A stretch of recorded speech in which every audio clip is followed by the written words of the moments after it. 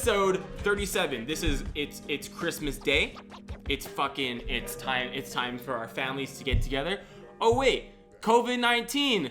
It's got us emo. It's got us feeling great sometimes. It's up and down. Either way, here we are. It's Dan and Josh once again. Hello, Dan. This will be interesting because last time Josh was stoned to fucking planet Pluto, but this time he's drunk. Well, we're gonna be drunk. Well, we've had 2 Guinnesses each. I mean, 2 Guinnesses is big for me, but for Josh, we'll leave it there. So we've got the Bacardi Black here, and theoretically by the end of this we will have finished 1/4 of it. No, more than that. Hopefully. More than a quarter, probably. Yeah. Yeah, we got some rum and coke and bottoms up. Yeah.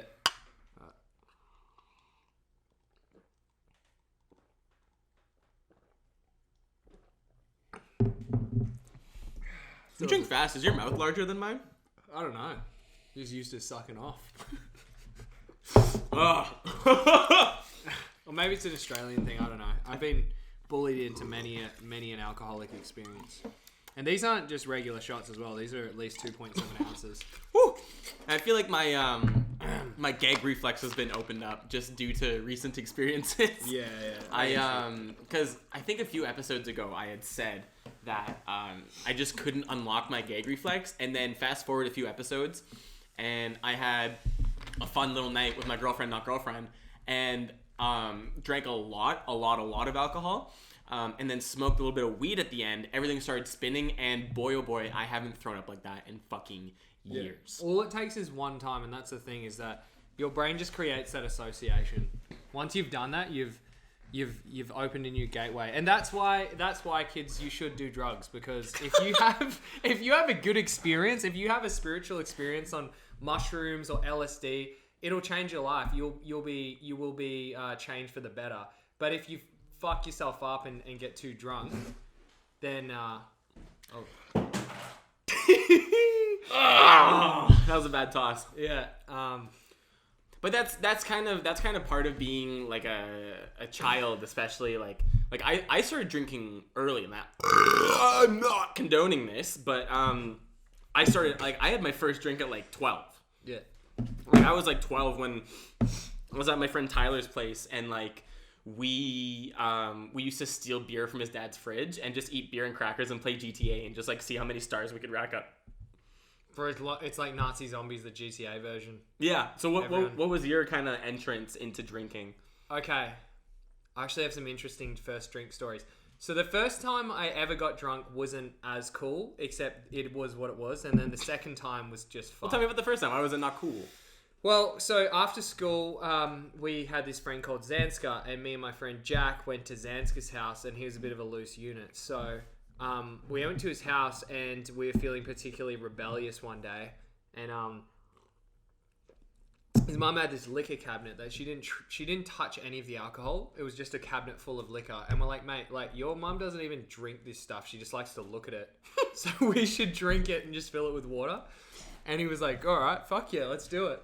That's the classic. So, of course, as soon as we pull out alcohol, everyone's a bartender. Oh, yeah, I saw this thing. I was talking You pour like roughly this much inside and it will bubble up. Yeah, I'm like mixing shit together, and we're like... Meanwhile, you're like 14. You're like, yeah. I heard! Yeah, no, it's just like, that tastes like shit. Fuck that. Yeah. And then, so we ended up just doing screwdrivers, which, for those of you that don't know, it's just vodka and orange juice. So just banging screwdrivers, and then... this was after school, keep in mind. I'm pretty sure it was a school night as well. Like, we had school the next day. And then, so we went down to the park where, like, people after school, they go and hang out at the park.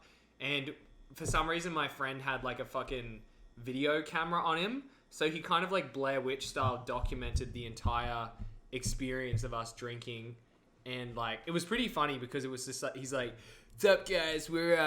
We're drunk down at Hayes Paddock." And I was like, dude, don't fucking say we're drunk. Like, our fucking parents... Don't tell them, dude. They'll know we're druggies. Yeah, don't do... Our fucking parents will get us in trouble. He's like, all right, we're not drunk. And then, like, that was my first experience, and we were like a little bit dizzy, and I was like, okay, I guess that's what drunk is. And then the second time I was like, all right, well, I know what being drunk's like. So this guy in the older year level, I kind of like wanted to get in with the year 8s when I was in year 7. Always. You always want to get in with the higher grades. Yeah. I wanted to be that cool kid. So he invites me to this gathering. We call it gads in Australia. That's a cool Australian slang for you. I'm not sure if that's anywhere else. I'm sure it is. It's a swear word somewhere. You fucking gaff. Yeah. Get out of my face, you fucking gaff. Gaff. Yeah. You goth and you gaffs. Female goth. A gaff. There's a goth and the gaff. So anyway, then the second time, I was like, I know what being drunk's like. I'm in this chick's house. Name was Antonia. Shout out to Antonia. Doubt you're watching the podcast, but if you are, like, shout out to you. And so we're sitting on the top bunk of this bed, and I'm sitting with my friend Tristan. We're just slamming orange juice and vodka. I'm like, dude, like at that such age, a party beverage, dude. At that age, you do not have an aversion yet to alcohol. No. I'm drunk, dude. Are you? I'm drunk. He's not even making an impression. Like we've been steady drinking. We just slammed back one of these. Yeah. And we're just gonna keep going with this. Like we're honestly just gonna see how we spiral into this. Anyway, so I'm also like don't feel compelled to be like presentational or anything. Like we are talking to viewers, but also we could just like talk to each other. I get that. My mum said that. She was like, oh, like I understand now why you guys talk this way because because you don't want to be profiled the whole time. Yeah. But I mean, I feel like we can bend our words to each other like this. It's like that one fucking movie where they just like bend bullets. The bullets, yeah.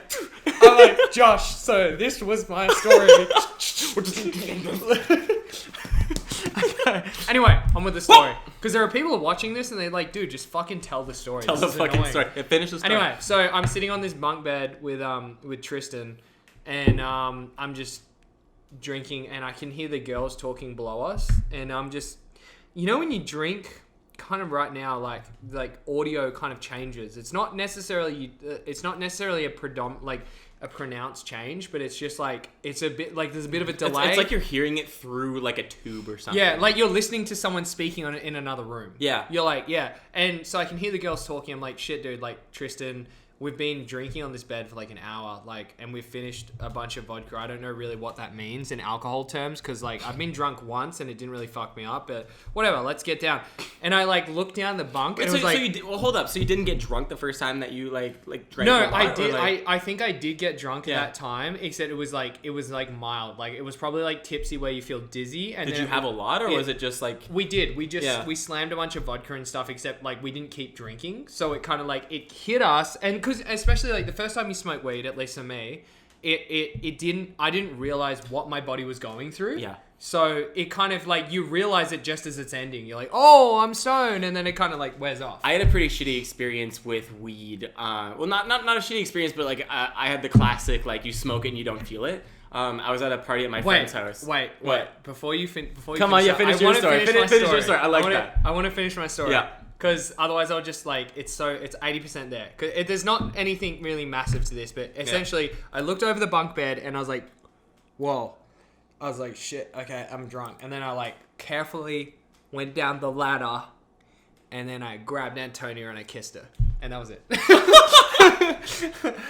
And then she said, I do, and now they're married. So. And yeah. That was how I met your mother. Yeah. Yeah, speaking of moms, edit that out. First that shit out. So geez, that was weird. But the first time I ever smoked weed was with my friend girl's mom. Not girlfriend, she was a girl and a friend, and I smoked weed with her mom. and I what's a friend girl? She was a girl and a friend, but she wasn't a girlfriend. Oh, not a girlfriend. Friend girl, yeah. So I just wanted to specify. It's like there's a girlfriend that way and a friend girl we're that way. specify gender now. Geez, we're getting really outraged right now. But I smoked with her mom, and then I went upstairs and I just like opened up her laptop and I wanted to do like the music visualizer on iTunes, and I thought that I would like trip out watching it. I was just like, this is kind of like, meh. That was kind of boring, you know? Your first time smoking weed. Yeah, I didn't feel it. Like, I was, like, expecting, like, fully trip out. Yeah, like, everyone... Like, visuals. There's so many movies where it's like, man, I saw an elephant and shit. It's like, you're stoned and you're like, I'm not seeing elephants. Well, that's when you realize that, like, a lot of those cartoons, when they when they make a character like high on weed, they kind of mix in a few other drugs in there. It's like the people, I feel like demonizing. They demonize it, and then at the same time they don't accurately represent what it's like to be on a drug. They just like they mix together a bunch. Like you don't see elephants on weed, but you might on acid. You know, if you fucking inject enough acid into your penis, like you might. You know. Oh man, my first time injecting acid into my penis was fucked. Tell me about it. So he didn't actually inject it into his penis, but his first time acid. I feel like I had to specify I was gonna improv that. I've never had acid. Oh, but I was gonna improv like an acid penis story. So I just like fully ruined that. Yeah, right just give us a little sample. Give us the cliff notes on what that story would have been. Edit that out. I was going with the flow. I was at this party and I was speaking to this chick. Her name was Sophie, and she's like, "Yo, do you want to have acid?" And I was like, "Yeah," except she had it in liquid form, like in this capsule. So I was like, wait, how are we supposed to take acid in liquid form? And she's like, well, it's kind of like weed. Like, you can smoke it, but you can also, like, vape it. And there's, like, multiple different ways that you can inject this, like, have this substance come into your body to result in intoxication. They all have different effects. So I was like, all right, cool. So I follow her to this other room, and there's a bunch of people, and they're like, cool, is everyone here? And she's like, kind of like cultish, and you're like, all right, shut the door. So they get the capsule, they put it into this little like it's kind of like, you know how you put like vodka into those shotguns and you drink it? There was like one of those, but for this acid thing. That's a lot of acid. Yeah, they put for this acid thing, and they loaded it like, and he's like pumping it like a water gun, like, and I was like, fuck. And he's like counted up the room, like 1, 2, 3, 4, 5, 6, 7, 8. And then everyone pulls out the dicks. This guy's a gun. Bang, bang, bang, bang, bang, bang, bang. So what happens with the girls when they don't have dicks? They put them in the boobs, or they put them in the... Well, they were just doing the guys first, yeah. and then the girls don't do it in private because they don't want to, whip out their minge holes. They were doing dildo acid. Yeah, that's like there's a different thing. So just to specify for the viewers, dildo acid is very different from injecting it into your penis, because the penis is an external organ, whereas the vagina is internal. It's veiny. It's veiny, right? Yeah. So it's easy to find the vein, but with the vagina, it's like, where the fuck are the veins in here? So what you do is you penetrate yourself with the dildo, and then you got to jerk it until jerk it, and then when it reaches completion, you, instead of children, you receive the universe, which some people say is like a more rich experience. Yeah, so instead of having a child that experiences life, flash a moment, like before they die, flash of life. Classic. You experience the universe, the entire fucking universe. So would you rather have kids, or would you rather do acid? Like he went to New York and did improv. That was kind of a sampler. Roughly the same experience, but just put into stage form. Actually, I had a little audio message from my brother that I wanted to play for you and the viewers, because like it is just like the most like my brother audio message. Okay, so, while you're doing that, I'll distract him with this. Right on. That's annoying. Little sample like for the audio listeners. So we're going fast today, man. We're fast. That's alcohol. I like fast. Are we going to jump in the ocean later? We might. I reckon if we get wrecked enough, we should jump in the ocean. So part of our plan is to jump in the ocean. Here's a message from my brother. I sent him a little Christmas message, and then he said this. Merry Christmas, dude. It's nice hearing from you. You're a little too late. We broke up this morning, and I'm going to be moving out. But that is Christmas. So I still got a mullet, which is all that really matters. Yeah, so Merry Christmas, dude. Nice to hear from you, and hopefully I'll see you sometime in the near future. Mate. And then he sent me this. At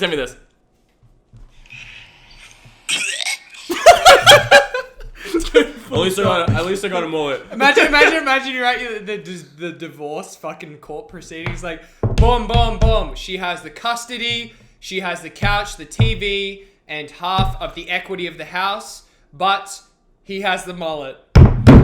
Court adjourned. Can you imagine a scenario where she takes the mullet though? So it's like, and she will be taking the mullet. Yeah, she's being stubborn. She's like, no, fuck you. I'm gonna take everything from you. And he's like, all right, you get the mullet. Bang, bang. Hits the gavel. Then she's like, wait, what does that mean? What does that mean? And then the fucking court people hold her down and they fucking cut off his mullet. They're like, this is it.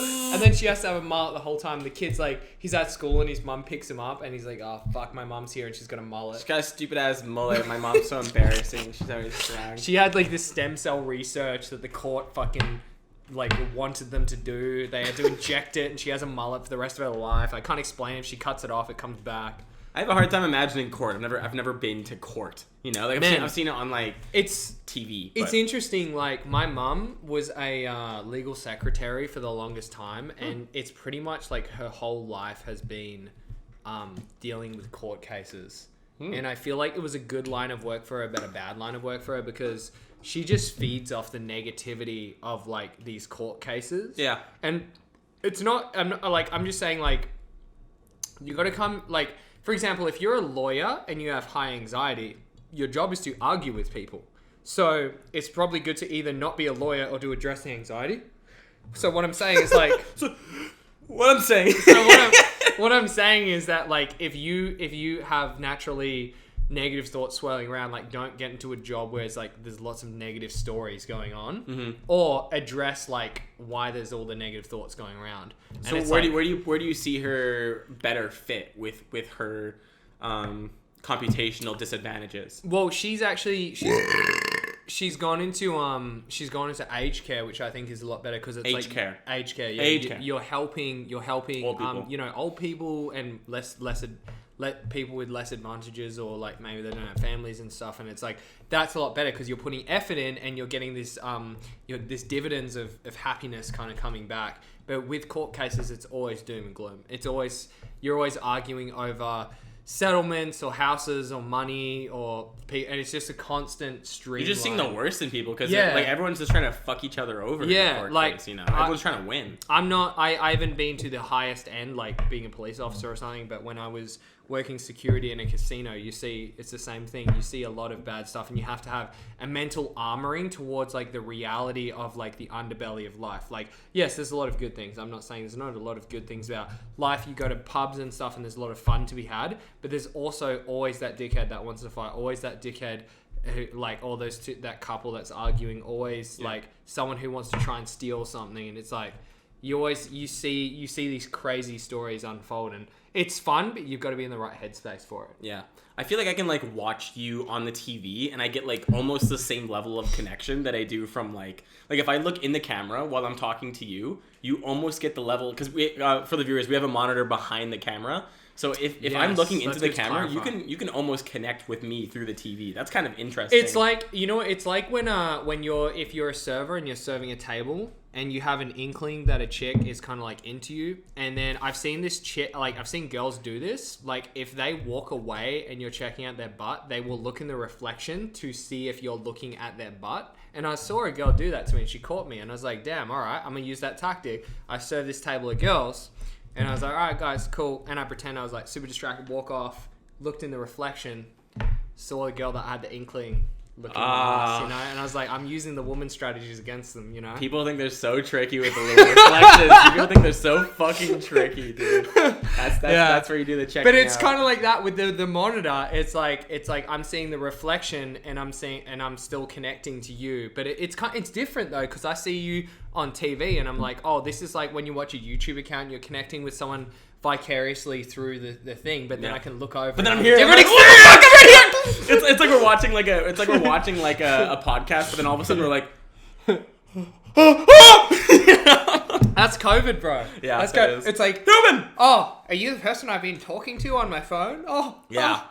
Yeah, I don't know what to do in real life. That'll be interesting to see, like all the little weird neuroses that people kind of end up with once COVID subsides. If it ever subsides, but like, if it ever subsides. I have a question for the viewers. Come on, then do it. I have a question for the viewers. So I was saying this to one of my friends the other day that I feel like internet dating is the future for two reasons. One, because of COVID, if it continues, and two, because we are growing more socially awkward as a nation. And I say we, fuck you. I'm Australian, but I've been here for 3 years, 3.5. We as in Australia. We as in humans, race, and also what I've seen in the state of affairs in Vancouver. So I'll just speak Vancouver. Yeah, Vancouver is a weird little spot because everybody, you and I have talked about this personally, but what you experience in Vancouver in terms of the social atmosphere is like people are themselves, but they're shy about it. And they're like, so people are very kind. But it's very tough to manage conflict with people because you're never really sure how anyone really thinks about you because no one's going to voice a negative opinion. This is a theory I have. So I'll just finish this thought about dating. Yeah.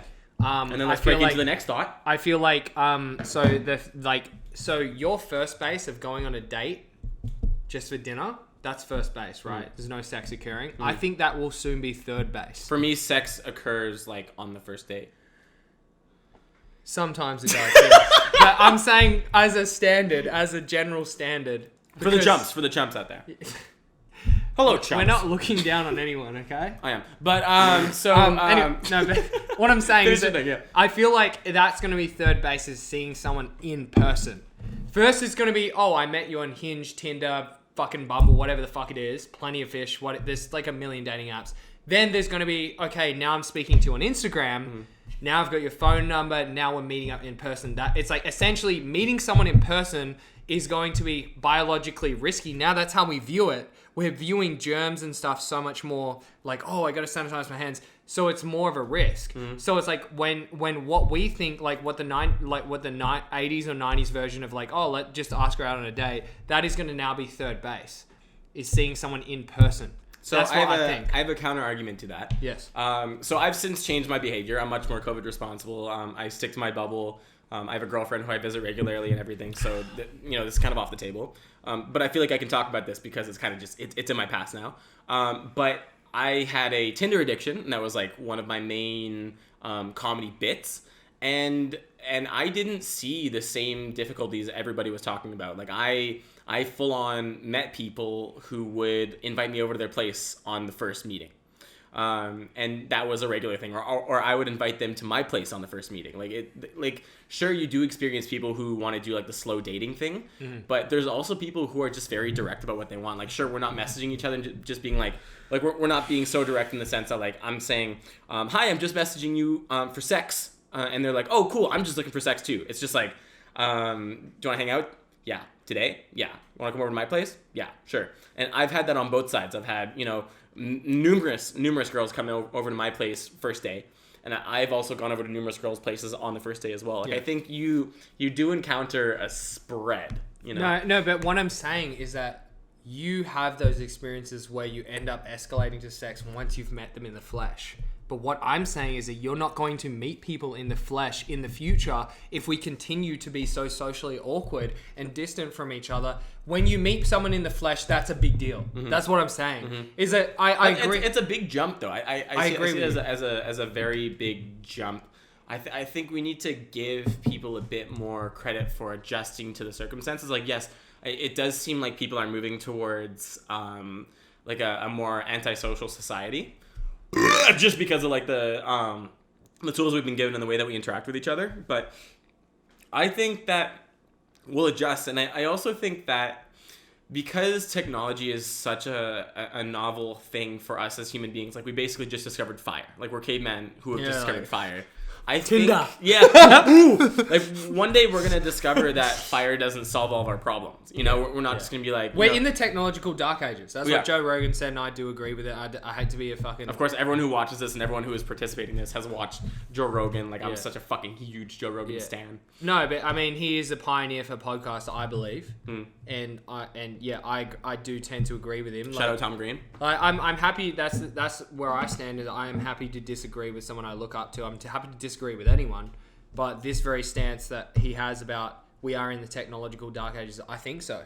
Because the thing is that we have been given social media, we've been given Instagram, we've been given all these things that are highly addictive with absolutely no limit. Yeah. Back in the day, my mum used to only give me 30 minutes on the computer to play video games. Yeah.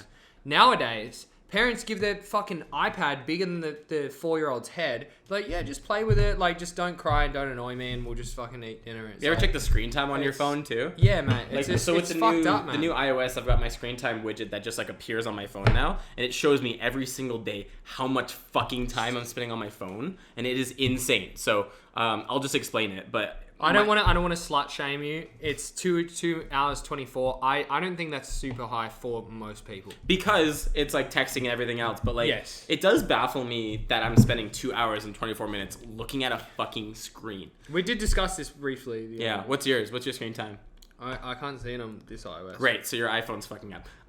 Wait, here we go. Okay. 2 hours. 2 hours and 12 minutes. Damn. We're having a cock measuring contest. Whip it out, boys. Whip it out. The screen time does go up when you have a girlfriend, but counter argument to that would be that, like, when I don't have a girlfriend, I'm on Tinder, like, all the fucking time. Like, I had a full-on Tinder addiction. It was my whole life. Like, anytime I ever had free time, I'm swiping, I'm messaging girls. Like, that was like, I didn't have a sex addiction, but a fucking Tinder addiction, dude. Okay, so another question for the viewers.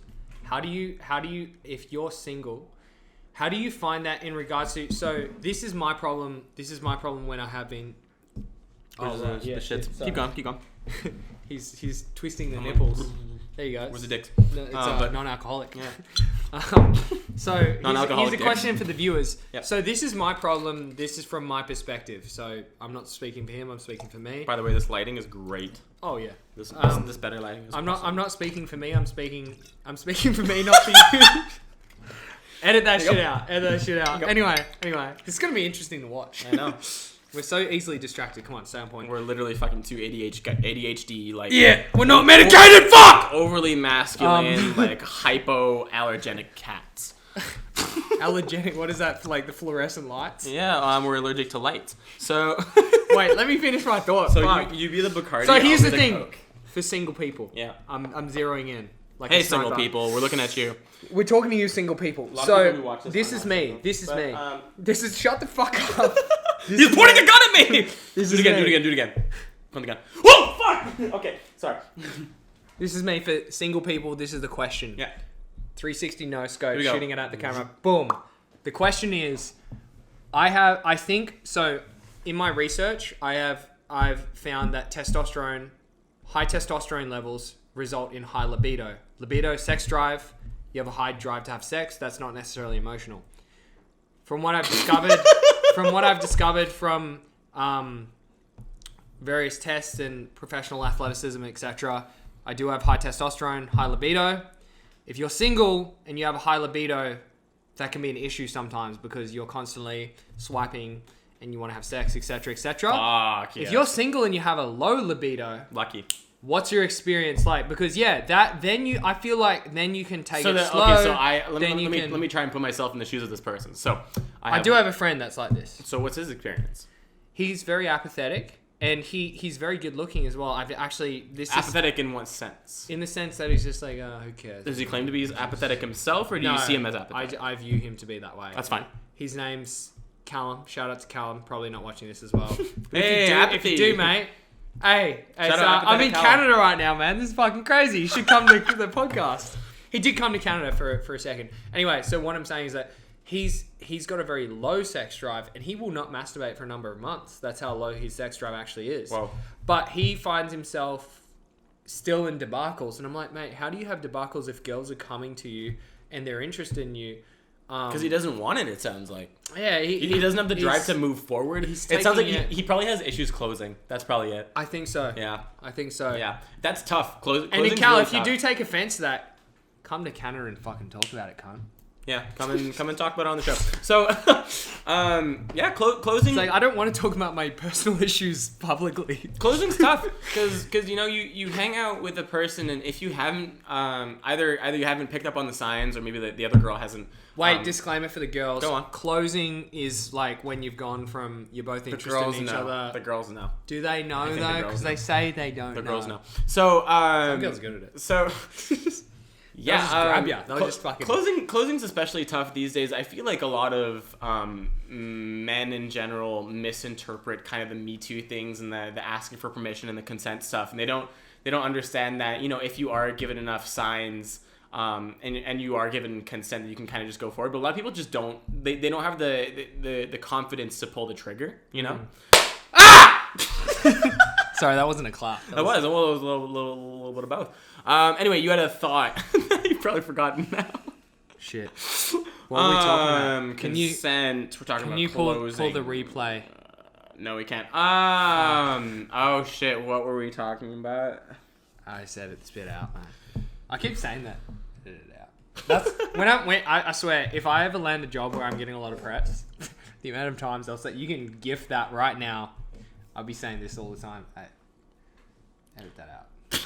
Edit that the fuck out. This whole podcast needs to be edited out of my life. You know? Like, I swear, if you end up like when you end up landing like a I like when high end like film job, like, you know, whenever you like land one of these roles in a film or some shit like that. 2021, baby. You're gonna look back on this podcast And be like, fuck. bro, my PR person didn't have a chance. Like, what the fuck? Yeah, okay, so that's the thing. I'll say it here, I'll say it now. Like, I don't get political. I don't think I have controversial views. We don't say bad shit. We don't say bad shit. We say not nice shit. We are ignorant young men trying to be better and trying to better ourselves. 24. I talk about piss, cum, shit, whatever's Yeah. going on in my life, but like, I don't think that the things that I talk about are wrong objectively nor politically.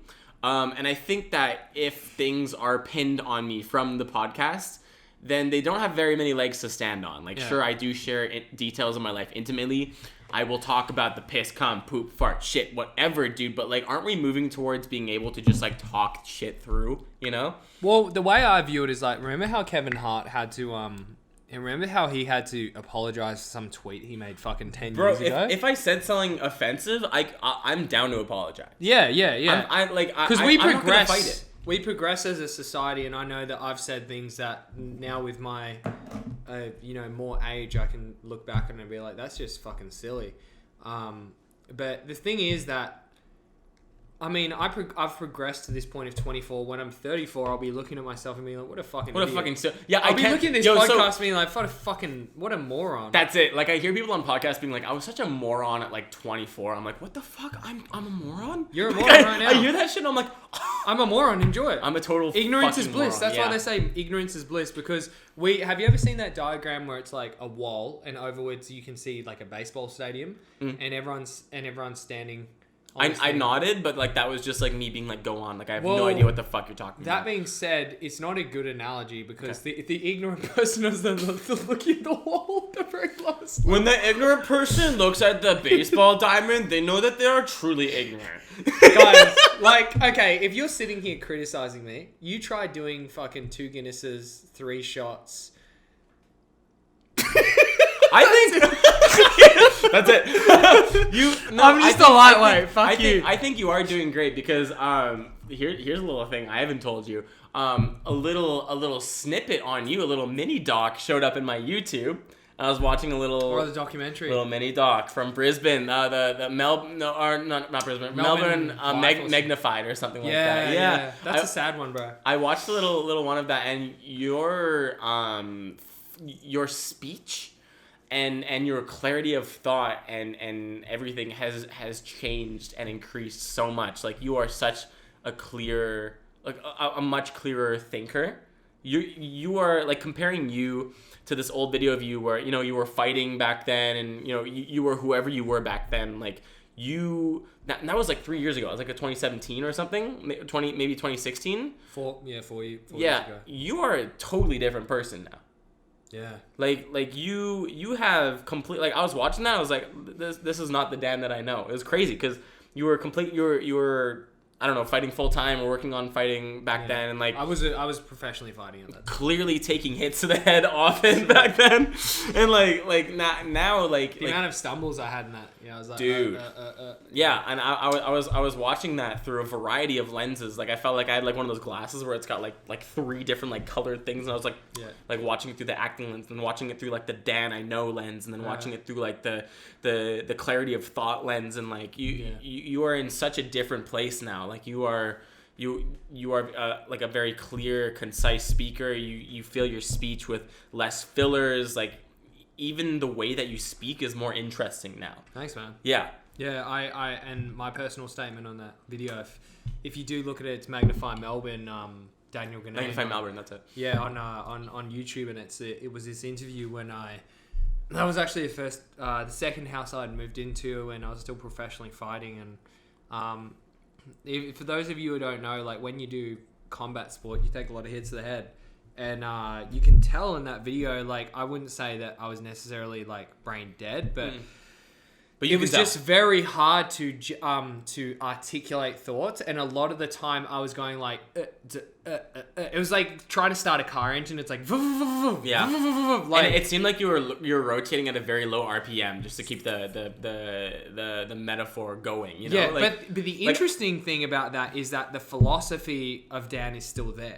Like you can still at the core, you are the same person. Yeah. Right. Like you are who you are. But it's like you have figured out, for one thing, there's not this constant force against you that is fighting, right? Like, yeah. like you do not fight anymore. Force openly. against me. But so you have that force of resistance not present anymore, and then secondly, you're constantly working on your acting, and to be an actor, part of acting you learn that. Your own method of speech is so it's so bad. Like I learned how poor my speech was through acting, because when you see someone on screen, you need to understand everything they're saying. The articulation and the enunciation is absolutely imperative to the art of acting. The message needs, like, the thing is that, like, if the kids are sitting down and someone's reading, because actors are storytellers. If you're sitting there and someone's like, it's just like, I don't get this story. I don't give a shit. Like, this guy can't tell the story. Yeah. Like, that's absolutely, it's true. It's like, if you're an actor, you need to be able to, there needs to be the feeling straight to the speech. Yeah. Any interruption or interference can ruin the story. That's like, okay, so a classic beginner actor move is to interrupt a line with a sigh, or say like imagine you're saying like I feel better now, and you want to sigh as you're saying like I feel better now. Like it just fucks up the whole thing. Yeah. When I'm watching movies with my girlfriend, not girlfriend, and someone says something that I don't understand, I just don't want to put her on blast like that. But when I hear something I don't understand, I just go, what? Like I just like yell that no matter what point of the night. Like if I don't understand what the fuck someone's saying, I go, what? But when's this in movies? Yeah. When someone in a movie is saying something I don't understand, I just fucking shout out. What? You do that in a movie theater? No. Like when I'm watching movies with her, like at her house, or like when we're on the couch and stuff. That makes more sense. Because if you're the fucking the guy in the movie theater who's like you go to a movie theater and it's like there's always that one guy. You know, it's and me, the shout, it's me. You know, the person that's commenting. It's me. We all have commentary. You know, it's me. But such all a of piece our of commentary shit. is different. Mm-hmm. And if we were all talking the whole movie, it would fucking ruin the movie. You know, fuck. What? Okay. Tell me what like the weirdest shenanigan or like the craziest shenanigan inside of a movie theater that you've ever been up to, or someone around you Okay, been up to. I have a story for this. Come on now. Straight from fucking Because Australia. I know mate. shenanigans go on in fucking movie theaters. Oh, fucking especially in Australia. Do you want me to start? Do you want me to give one, or do you want to go? Well, now I'm revved up. Come on, let's hear it. Okay, Let's hear it. so there was this place. There's this place in Australia called Victoria Gardens. Victoria Gardens. But I'm incriminating myself. Speaking of tonight. the mic. I'm incriminating myself tonight. So there was this place called Victoria Gardens. And, there is no criminal investigation opened up over this anyway. And essentially, I'm just gonna draw it for the audience. There was a gate. And there was a usher that stood at the gate. He has two legs. Sometimes the usher needs to go to the bathroom. Get him out of here. You watch the usher. When they need to go to the bathroom, you fucking walk through the gate. If the usher is there the whole time, when they're giving someone tickets, you walk through the fucking the line that, you know what I mean? What are those things called that they hold the velvet? Stanchions. Yeah, and they have like two Stanchion like charms. a rope. Shout out, man. Shout out Stanton. Hey! Inspired the shit out of me, bro. Yeah. Anyways, so you sneak under there. So you go to the bathroom, and then when the usher comes back, you come out of the bathroom, they go, oh, that guy was just in the bathroom. Yep. Me and my friend Dylan snuck through. Dylan was actually, for those of you who have listened from podcast 36, Dylan was in that. I'll leave that to you to kind of piece. What did Dylan do? Just give us a little review, just like a tiny review, like 2-sentence review. Got into a fight with him. Huh. But anyway, so me and Dylan, when we were mates, obviously, we snuck through this film cinema thing. Went to the bathroom, came out. We went to this place, and we didn't want to get caught from the usher, because if you come out and say, "Hey, can we see a ticket?" We don't have a ticket. Yeah. So we're sitting at the front row. This is the movie shenanigans that Josh was talking about. And we're sitting there, and Dylan goes, "Dude, I need to take a piss." He needs And to take a piss. I was like, bro, we can't take a piss because they're going to be suspicious, and we're 14, 15. Piss. And we're like, we're like, I don't want to go to the bathroom and get kicked out of the movie. We're halfway through the movie. Otherwise, I'm gonna have to pay to see this movie because I'm gonna be in a cliffhanger. Like, what happens? She's like, what do I do? And I was like, I don't know, just fucking piss in the cinema. Just piss in the cinema. Yeah. So he's like, Louder. He's like, so he's like, all right. So I thought he was gonna go take a piss in the corner, like where the curtains are. This fucking moron pulls his cock out. Censor that shit. Edit that shit out. No, I'm not. I'm not censoring any of this. And he pulls his pants fully down. The usher's just left, and he pisses directly on a seat. Wow. Like next to me, like, say this was the seat. Yeah. He gets up, and he's like, wow. like that. And I'm like, dude, why piss on a seat? Why not piss somewhere that someone's not going to potentially run into? That's the shit you don't think about when you're in that moment. You're just like, I need to piss. Yeah. I'm gonna do it right here. But he's not even drunk like we are right now. Mm-hmm. Right now! Let's take our drinks.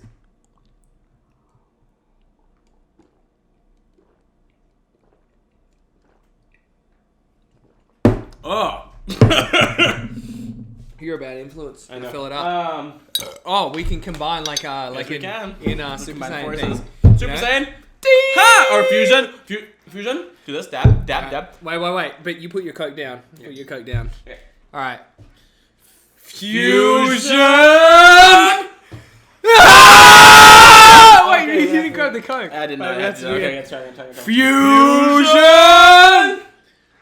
Yeah! Okay, here we go. Okay, let's go. A little bit of Coke going on here. Okay, so the greatest shenanigan I've ever gotten into in a movie theater. Don't vomit in your Coke. I'm not. That's all right. Don't worry about it. Just sit. Wait. I can't stand. My OCD is gonna. All right. Well, I'll just explain this little story then. You do it. I'll still. Why don't you grab one of the dry cloths that's over on the oven over there? Yeah. Okay, greatest shenanigan I've ever gotten into. Definitely not as deep as that. But like the wildest shit that I ever saw in a movie theater was so I was at a movie with my friends in junior high. Yeah, look, it just went on the metal parts. That's it. So I was at a movie with my friends in junior high, and at the end of the movie, my friend had like a full 2-liter Coke, and he just tossed the thing behind him.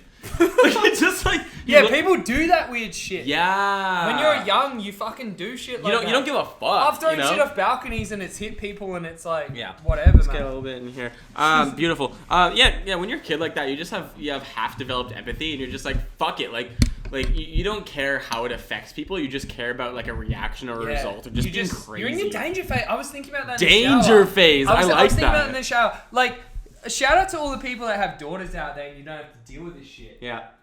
Because sons are fucking like young boys are the dumbest. We are dumb. Except you got to remember historically, I feel like here's a mad evolution theory here.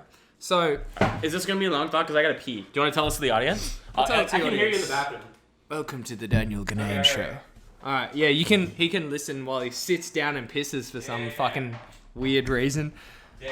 So, here's an evolution theory, and comment if you agree or disagree, and feel free to pull up citations of why I'm a fucking irrelevant.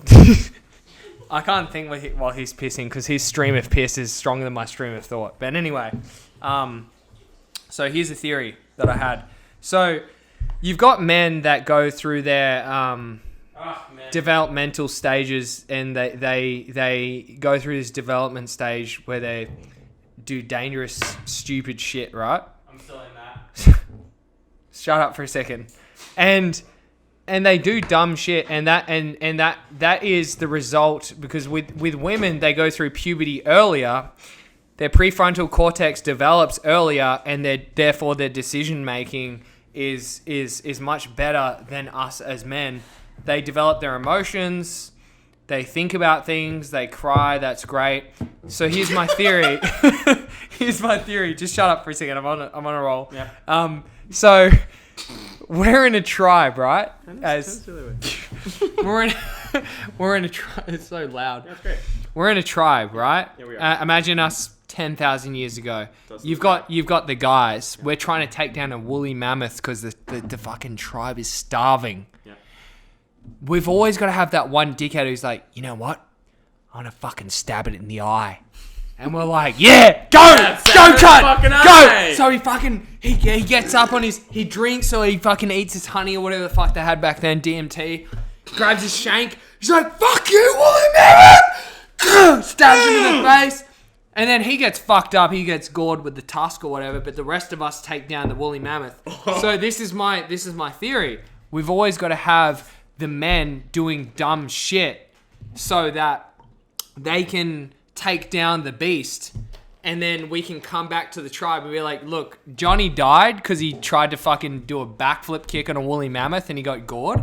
But while he was distracting him, we stabbed the shit out of that woolly mammoth. And therefore we have 1 month's worth of meat. And everyone's like, at least, oh my god, 1 month worth of, for the whole fucking village, dude. For the village. Imagine a woolly mammoth, imagine eating that shit, dude. Fucking stabbing the fuck out of one of those. That's my theory, is that for example, I'm going to make a contemporary example for those who are like, Dan, what the fuck are you talking about? Dan, what's going on here? Tell me. Okay, I'll tell you. So, I don't know what the fuck you're talking about. Here's a contemporary example. You go to a bar.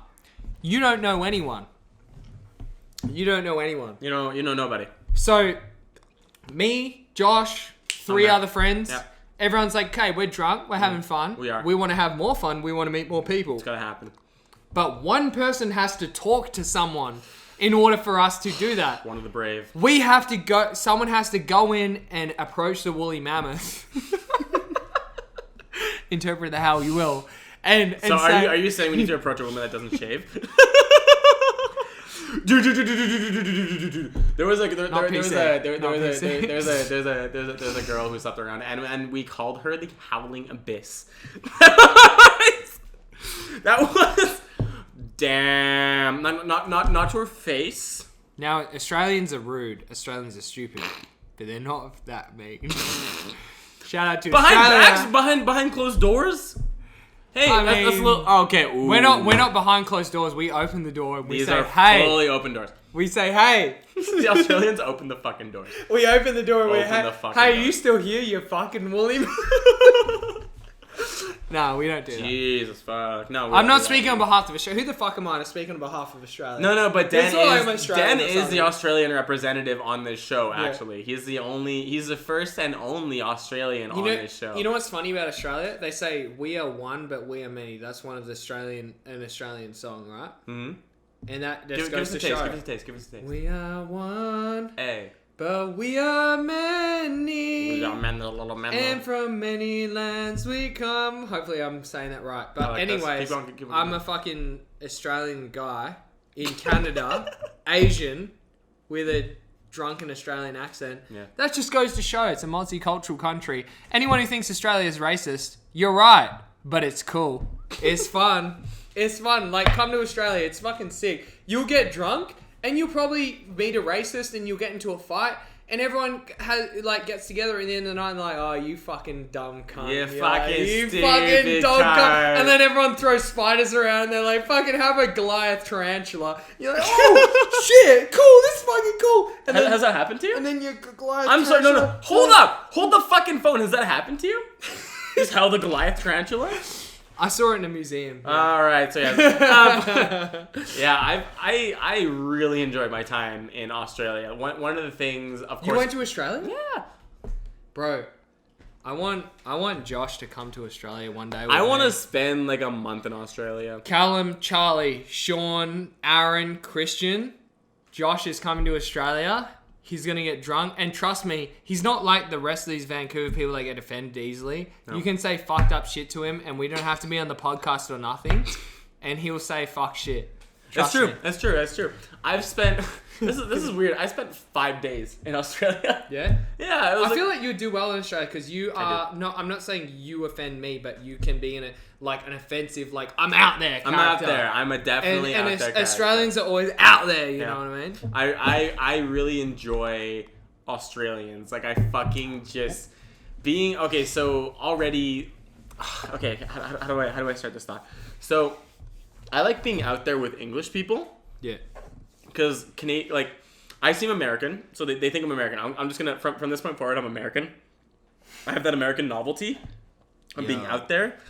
in such a manneristic society, and then I see like Britain unleashed in Australia. Like that's how it feels. It's like everything people want to be in Britain, like they can be in Australia. Okay, you know? wait. Just quick interregnum, if that's a word. Interregnum. Sorry, what? So, quick interregnum there. So for the viewers that are Canadian or American or fucking whatever Where the fuck you are? Actually, so, a lot of my viewers are from other countries. Okay, so here for viewers from other countries, here's a quick backstory to Australia. Yeah. Australia say so Australia say Captain Cook discovered Australia. He didn't discover Australia. There was already Indigenous Australians there. Quite the same as America. Quite the same as Canada. What's the fucking what's the change there? My main listeners are in United States and Malaysia. Okay, United States. I know you cunts are ignorant, so listen. Listen up. So, Captain Cook came on a fucking boat to Australia with a bunch of fucking prisoners in chains, and they're like, "Oi, this is your punishment.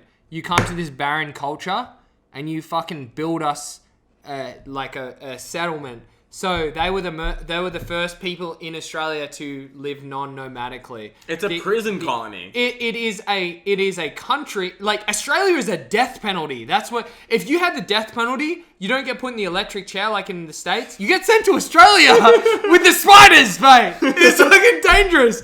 So they're like, oi, before you die from some fucking stingray or some spider, you have to build us a wall or a prison. And so the prisoners, if you get sent to death, imagine that in England. Oi, you either have the Black Plague, you go to Australia. Oh, Get the fuck to Australia. Oh no, mate, not fucking Australia. I can't believe that. You're gonna send me to Australia? Well, mate, you've done all these crimes. You've stolen from this place. You have to go to Australia, mate. And then they go to Australia, yeah, and they have this English accent. But as the time progresses, people start to drink more alcohol because Australia is a fucked up place. And then they I'm so glad I'm not saying that. And then they start to go from more English and more pronounced. The accent falls to be apart. Slowly more Australian than this fucking drunk. Bro, I've fully told people to their face that Australia is a prison colony, and people who don't understand are like, "What the fuck are you saying?" I'm like, "Yeah, it's a fucking prison colony." That's accurate. That is Australia is full of the funnest fucking people that I know. Like, it is one of the most free places. Because they're all because we're all ride or die. We're like, who cares about death? Let's fucking party, dude. Yeah. I only spent 5 days. I went down for a parkour event called the Apes Jump Off. Shout out Apes for inviting me out there. That was fucking dope. Back in 2018, I went out with Lucas Othmer and Jovy. Jovy came with me. Oh yeah. Yeah, we stayed with our friend Clyde. Shout out to Jovy. He makes Jovy. some 3D animations, man. But we stayed in oh my god, we stayed in our friend Steph's garage, and we were so afraid of Australian spiders, we placed pillows at the entrance of the garage, because we were all on blow up beds in the garage, and we were so afraid of spiders that we put pillows at the entrance of the door, so spiders, big ass spiders, wouldn't get in. But it was winter, so the spiders are fucking gonzo. I wanna show the audience what a Goliath tarantula actually looks like, because you can hear the footsteps that's how big they are. Wait. Or a huntsman, like a giant huntsman. Or Huntsman? No. Okay, guys. If you ever go to Australia, women as well. If you ever go to Australia and you're like, oh man, I'm so scared of huntsmen, don't be scared of huntsmen, because you know why they're called huntsmen? It's very similar to the wolf spider. Because they hunt men. Because they hunt other spiders. They don't create webs. They hijack webs. They're like GTA. They're like, yo, I'm a big spider. Give me this web. And then they're like, give me that web, and they eat the spider. So if you have a huntsman in your house, 1, they're non-aggressive to humans. 2, I will slice it in half. 2, they kill redbacks or Sydney funnel webs or other spiders that you're going to encounter in your house if you're in that. So here's a little cheesy question: what's the biggest spider you ever found in your house in Australia? Oh, I got scared the fuck out of because I was at this holiday house. What's a holiday house? So it's like an Airbnb. Okay. So that's like you going on vacation, like a vacation. I went on a vacation. Vacation home. A vacation home. I'm chilling in this hammock all day. I'm like, oh man. Fuck, I'm drunk. Oh yeah. Yeah. I've been drunk for several minutes. Anyway, so I'm in this hammock. I'm like, oh man, so nice. Like being in this hammock. feel like I'm in a nice warm bed. The sun's on me. I could fall asleep here all day. Come nighttime, I'm playing Uno with my family. And then we look outside and like, yo, what's that by the hammock? We look, it's a fucking orb weaver. What's that? Oh, they're poison. Are they poisonous? No. This is the thing.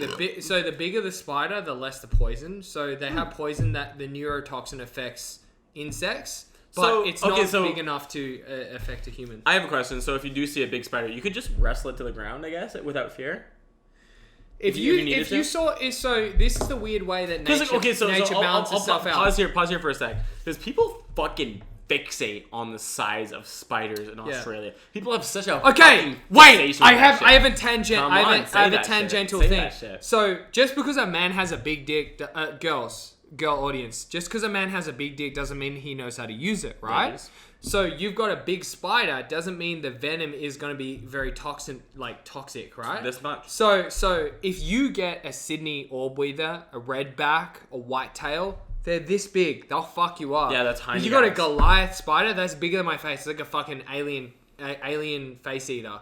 But the venom is not very effective to human beings. Mm. So what I'm saying is like, so girls, I'm imagining I'm speaking to a girl right now. It's like I'm sure you had men that have, big dicks. I'm sure all of you have fucked big dick men. But the thing is, I'm sure some of them use it well. Yeah. But then there's other men that just kind of like, oh, I've got a big dick, that'll be enough, and they just fucking flail it everywhere, and you're like, bro, you don't even know what the fuck you're doing. Sex requires technique. You know what I mean? Yeah. Now, I'm not saying size doesn't matter, because it does. Like, you've got to be able to feel it. You've got to be able to feel it in the clit and the G spot. Yeah. Technically. Boom, boom, boom. Mm-hmm. Except what I'm saying is that just, like, because you're big doesn't mean that it doesn't mean that you're going to be good at it. Always. So, it's the same with the spiders. They can't necessarily kill you because they're big. You get these little spiders. For example, we have the blue-ringed octopus. It's this big. This big. If it bites you, dead. You don't necessarily feel it. Mm. But in 30 minutes, it shuts off your parasympathetic nervous system. You can no longer breathe voluntarily. You're out of here. You will suffocate inside your own body, or you will have to be resuscitated for six hours before you come back to life. 6 entire hours. Yeah. That's someone will have to pump you for 6 hours. Breathe for 6 hours before you come back to life. That little blue-ringed octopus knows how to use his willy. Yeah. You know what I mean? The lifeguard's like, fuck my whole shift. I have to resuscitate someone the entire thing. Yeah, and you have to rotate because this guy knows how to use his fucking neurotoxins, bro. But you got a fucking Goliath tarantula like this. It's like, yo, man, I'm big. Like, I'll fuck insects up. It's like, yeah, but this is a fully grown human. Mm-hmm. Do you have the neurotoxins to shut down a fully grown human? Not a fucking chance. So what's going on? You're going to show the viewers a little spider action? You're going to show them I'm going to show them how big the fucking tarantula actually is. But this is Steve Irwin, and honestly, look, you can make fun of him because he's no one's making fun of Steve. Everyone loves Steve Irwin, dude. Steve Irwin's a fucking legend, mate. Like total. If you're making fun of him, like I'll put him up on the blue screen. Let me just we might get canceled. Just make sure it's less than 15 seconds. It is. Okay, pause it.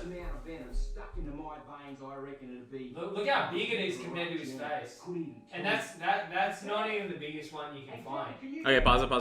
Yeah. I've got a big bird eater, mate. Fucking YouTube's so shitty with its fucking that's all there is to regulations. clip. That's all there is to clip. Yeah, the most poisonous spider you catch in BC is the black widow spider. Have you heard of the black widow? No. So black widow spider, again, tiny little thing. It's a black spider. It's got a red hourglass on its asshole. It bites you once, it's got you. Well, how does its venom work? Dunno. Let's find out. That's a good idea. While you explain that, there's also, I think in Australia, there's this golden frog. Or maybe it's red, I don't know. But it's like, if you even lick it, you can die. A frog? Yeah, but here's the funny thing. Of course, Australians found this out. So, Australia, we have a lot of cane toads. Cane toads? Those are the poisonous ones? Yeah. Cane toad venom. If you grab a cane toad and you scoop the venom off it, let it dry, and you smoke it, gets you high as Like fuck, DMT, bro. it's a Sonoma desert toad. It's Yeah, like the same mate, as like, Sonoran desert toad. Of course, the Australians figure that out. Like they're like, I could be completely inaccurate right now, but I'm drunk. And if you're drunk, you say random shit. But this is what I've heard.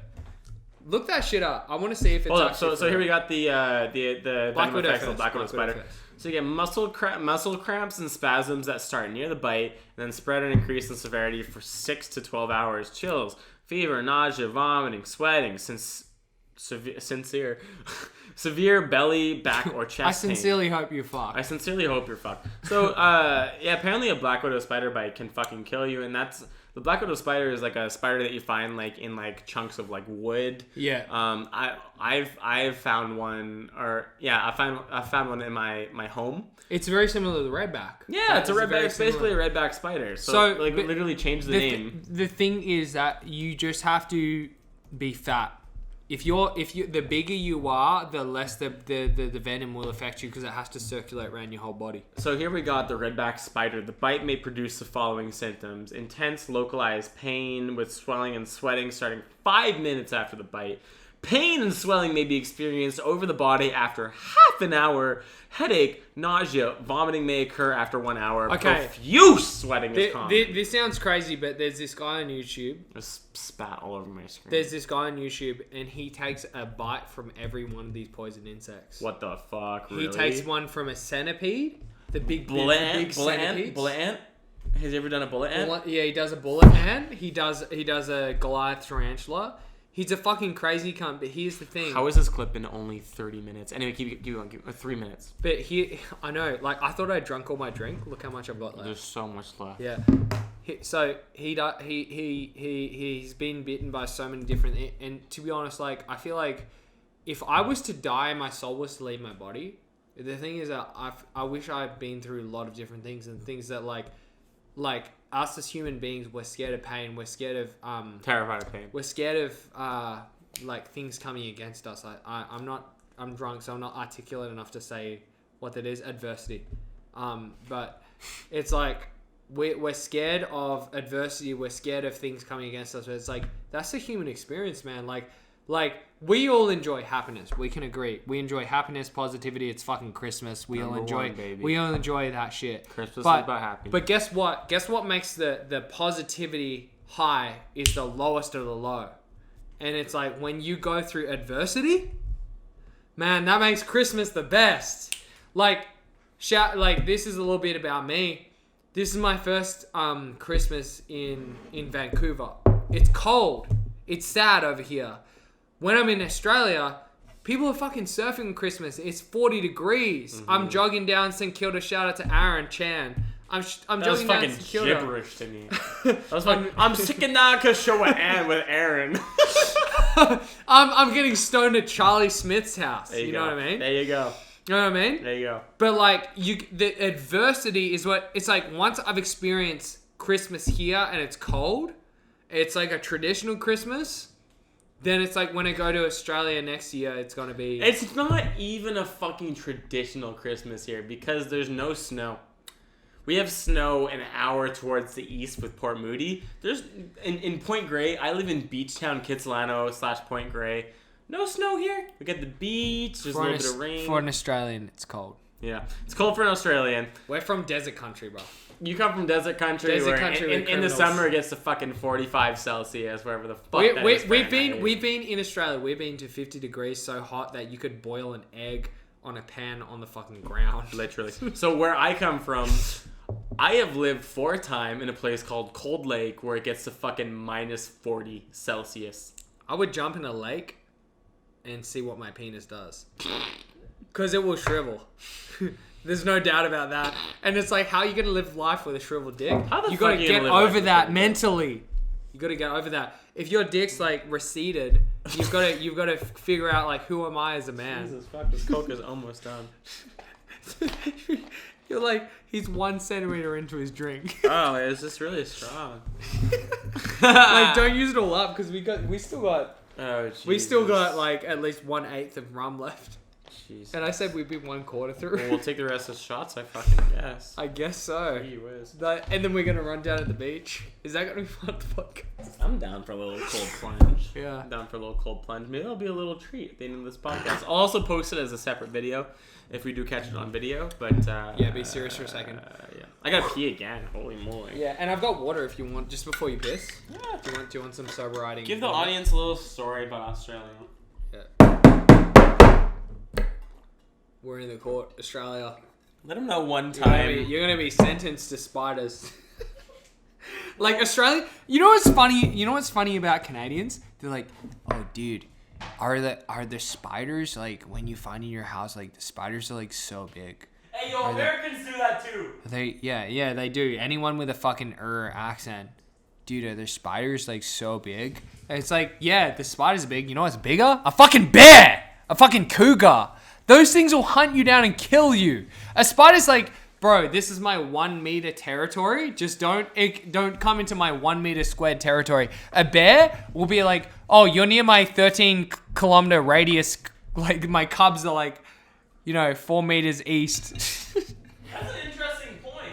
Yeah, it's like you guys are so scared of spiders because they have 8 legs, but a bear is quadrupedal, but it'll chase you down and kill you. Now, and you can't even kill it with a .22 caliber. You pop in the face and it'll be like, ow, that annoyed me. Bang, kill you. Now, I have never heard a counter argument to the size of the Australian spiders. That is a suitable counter argument to it. We have bears. We have cougars here. Like, that shit will fucking kill you. However, the frequency of encountering those things, low. No, this is my argument though. It's like everyone's scared of spiders. I understand why you'd be scared of spiders because they're so scary and they got legs. their legs. But the thing is, unless you stick your head under a fucking tree, it's not gonna bite you. You know, a female Goliath spider stays its entire life under a tree, and it waits for the male spider to come in, and he does a dance for a couple of hours, and if she doesn't like it, she kills him and eats him. But if she does like it, they have sex, they have babies, then she kills him and eats him. You know what I mean? No one ever fucking A bear will fucking kill you. And I have encountered bears. I've encountered several bears in my lifetime. That's why I want to get my firearms license before I go camping, because it's like, if I encounter a bear, I'm not killing you with a rock. Bang. I'm not killing you. I'll punch a bear and it'll be like, and just kill me. Like, what the fuck? That's it. Spiders Like, can't do that. You will never fuck up a bear, but you could totally splat a spider in a single punch. If a spider comes up to you and it's like, nah, you just go, bang, fuck off, cunt. They're fast. Dog. They're fast. They're scary. They're right? fast. And if a Goliath bites you, you'll be like, oh, fuck, a bite. Bang, you're dead. I like this energy right here. I like this energy right here. Because, okay, so I have had terrifying encounters with bears. So, I'll tell mine and I'll tell a brief encounter that a friend of mine has had. Yep. But I have been on a hike, and then on the way back to my car, there has been a bear between myself and my car. Like, it's like, fuck the pathway that I'm going to travel. There's a fucking bear right there. However, it was a black bear, and black bears are fairly timid and whatever. But a friend of mine, Frankie, shout out Frankie. She... We're shouting everyone out. Yeah, so Frankie... We're shouting any Instagram questions. Anybody, fuck it. But Frankie has been out on a hike, and she has fully been sniffed by a bear. Like, she had to play dead, and a bear went up and was like... fucking smelling the side of her face and shit, and she just had to be like, that'd be cool. Fuck this shit, I'm scared. Yeah, she's fucking fearless. She's dope. Yeah, that'd be cool, because it's like, I've seen a bear eat a guy's ass, and I'm not talking sexually, I'm talking like he fully ate his ass. A guy's ass. Like, I'm not talking the asshole, like he bit the butt cheek off, because he jumped. They eat them ass first. They eat people ass first. He jumped into an enclosure to kill himself. And he jumped in. Who? This person? Yeah, it's on YouTube. Into a bear's, like in the zoo? Yeah, he jumped into an enclosure, and he's like, fuck this, I'm going to kill myself. Jumps into an enclosure, and his bear fucking runs him down. He's like, alright, I'm ready to die. He bites him in the ass. Like, what the fuck? What a fucking way to kill yourself. I'm not being insensitive. Like, if you look the video up, like, he So here's the question. If you were to commit suicide in a zoo, what exhibit would you jump into? Well, that's a good one. Yeah. I feel like I would jump into the snake exhibit because so you would bust the glass and welcome the snake. Yeah, and I would put my arm out and it would bite me, and I'd be like, That's it. You want an instant death. You want an instant death. Yeah. But a bear's gonna actually. But at the end of the day, I don't know because a bear's not gonna kill you instantly. It's not gonna make sure you're dead before it eats you. Okay. Here's the thing. I've had this discussion with many a female over some drinks. Is like, what's your you ask women this question? What's your ideal? No, they've asked me like, what's your ideal death? And I've said like. Sorry, many women have asked you this? Yeah, I don't know why it's a topic. Like maybe it's a subconscious thing, but like they've like, what's your ideal death? What is your ideal death scenario? And my ideal, I'll go to the ideal death and I'll answer the question. My ideal death is that I'm defending someone I love, and I'm killing multiple people. And while I'm killing multiple people, I get killed. So I'm like, bang, bang, fucking stab this guy and stab this, bang, in my throat. I'm like, ugh. And I'm like, and I kill him, and he's like, I'm like, fuck, and I'm like, fuck you, and he's like, fuck you, and I'm like, yeah, but I defended my love, you know. So that's like, it's like a glorious death. Mm-hmm. So, regarding your question, I'm thinking maybe my favorite death would be fighting an animal. But that being said, if I had the intention to die, I'm not gonna fight. Yeah. So that's why I would go to like a fucking snake enclosure, because I'm like, I think I would try and fuck up a gorilla. Bro, a gorilla would make you do more backflips than you've ever done in your life and fucking uppercut you, and you'd be, woo, woo, woo. It's like trying to 1v1 at Donkey Kong is fucking... Shit! Shout out to people who play Smash Bros. You ever fight Donkey Kong? We play Smash Bros. He'll fuck you up like with one... Like, Donkey Kongs actually do this. Like, shout out to Harambe. He was charging his punch to hit young Link. And then it just... Young Link was like, hey, pussy, you look weak. And Harambe is like... And then he's like fully charged. And he's like... And then tranquilizer. Harambe, rest in peace. Rest in peace. Also, shout out Cecil the lion. He also died for like no reason. Okay, wait. I don't wanna. What's going on here? One of my mates, Vin Lee. Shout out to Vin Lee on Instagram. A lot of shout outs. He answered our thing that's like.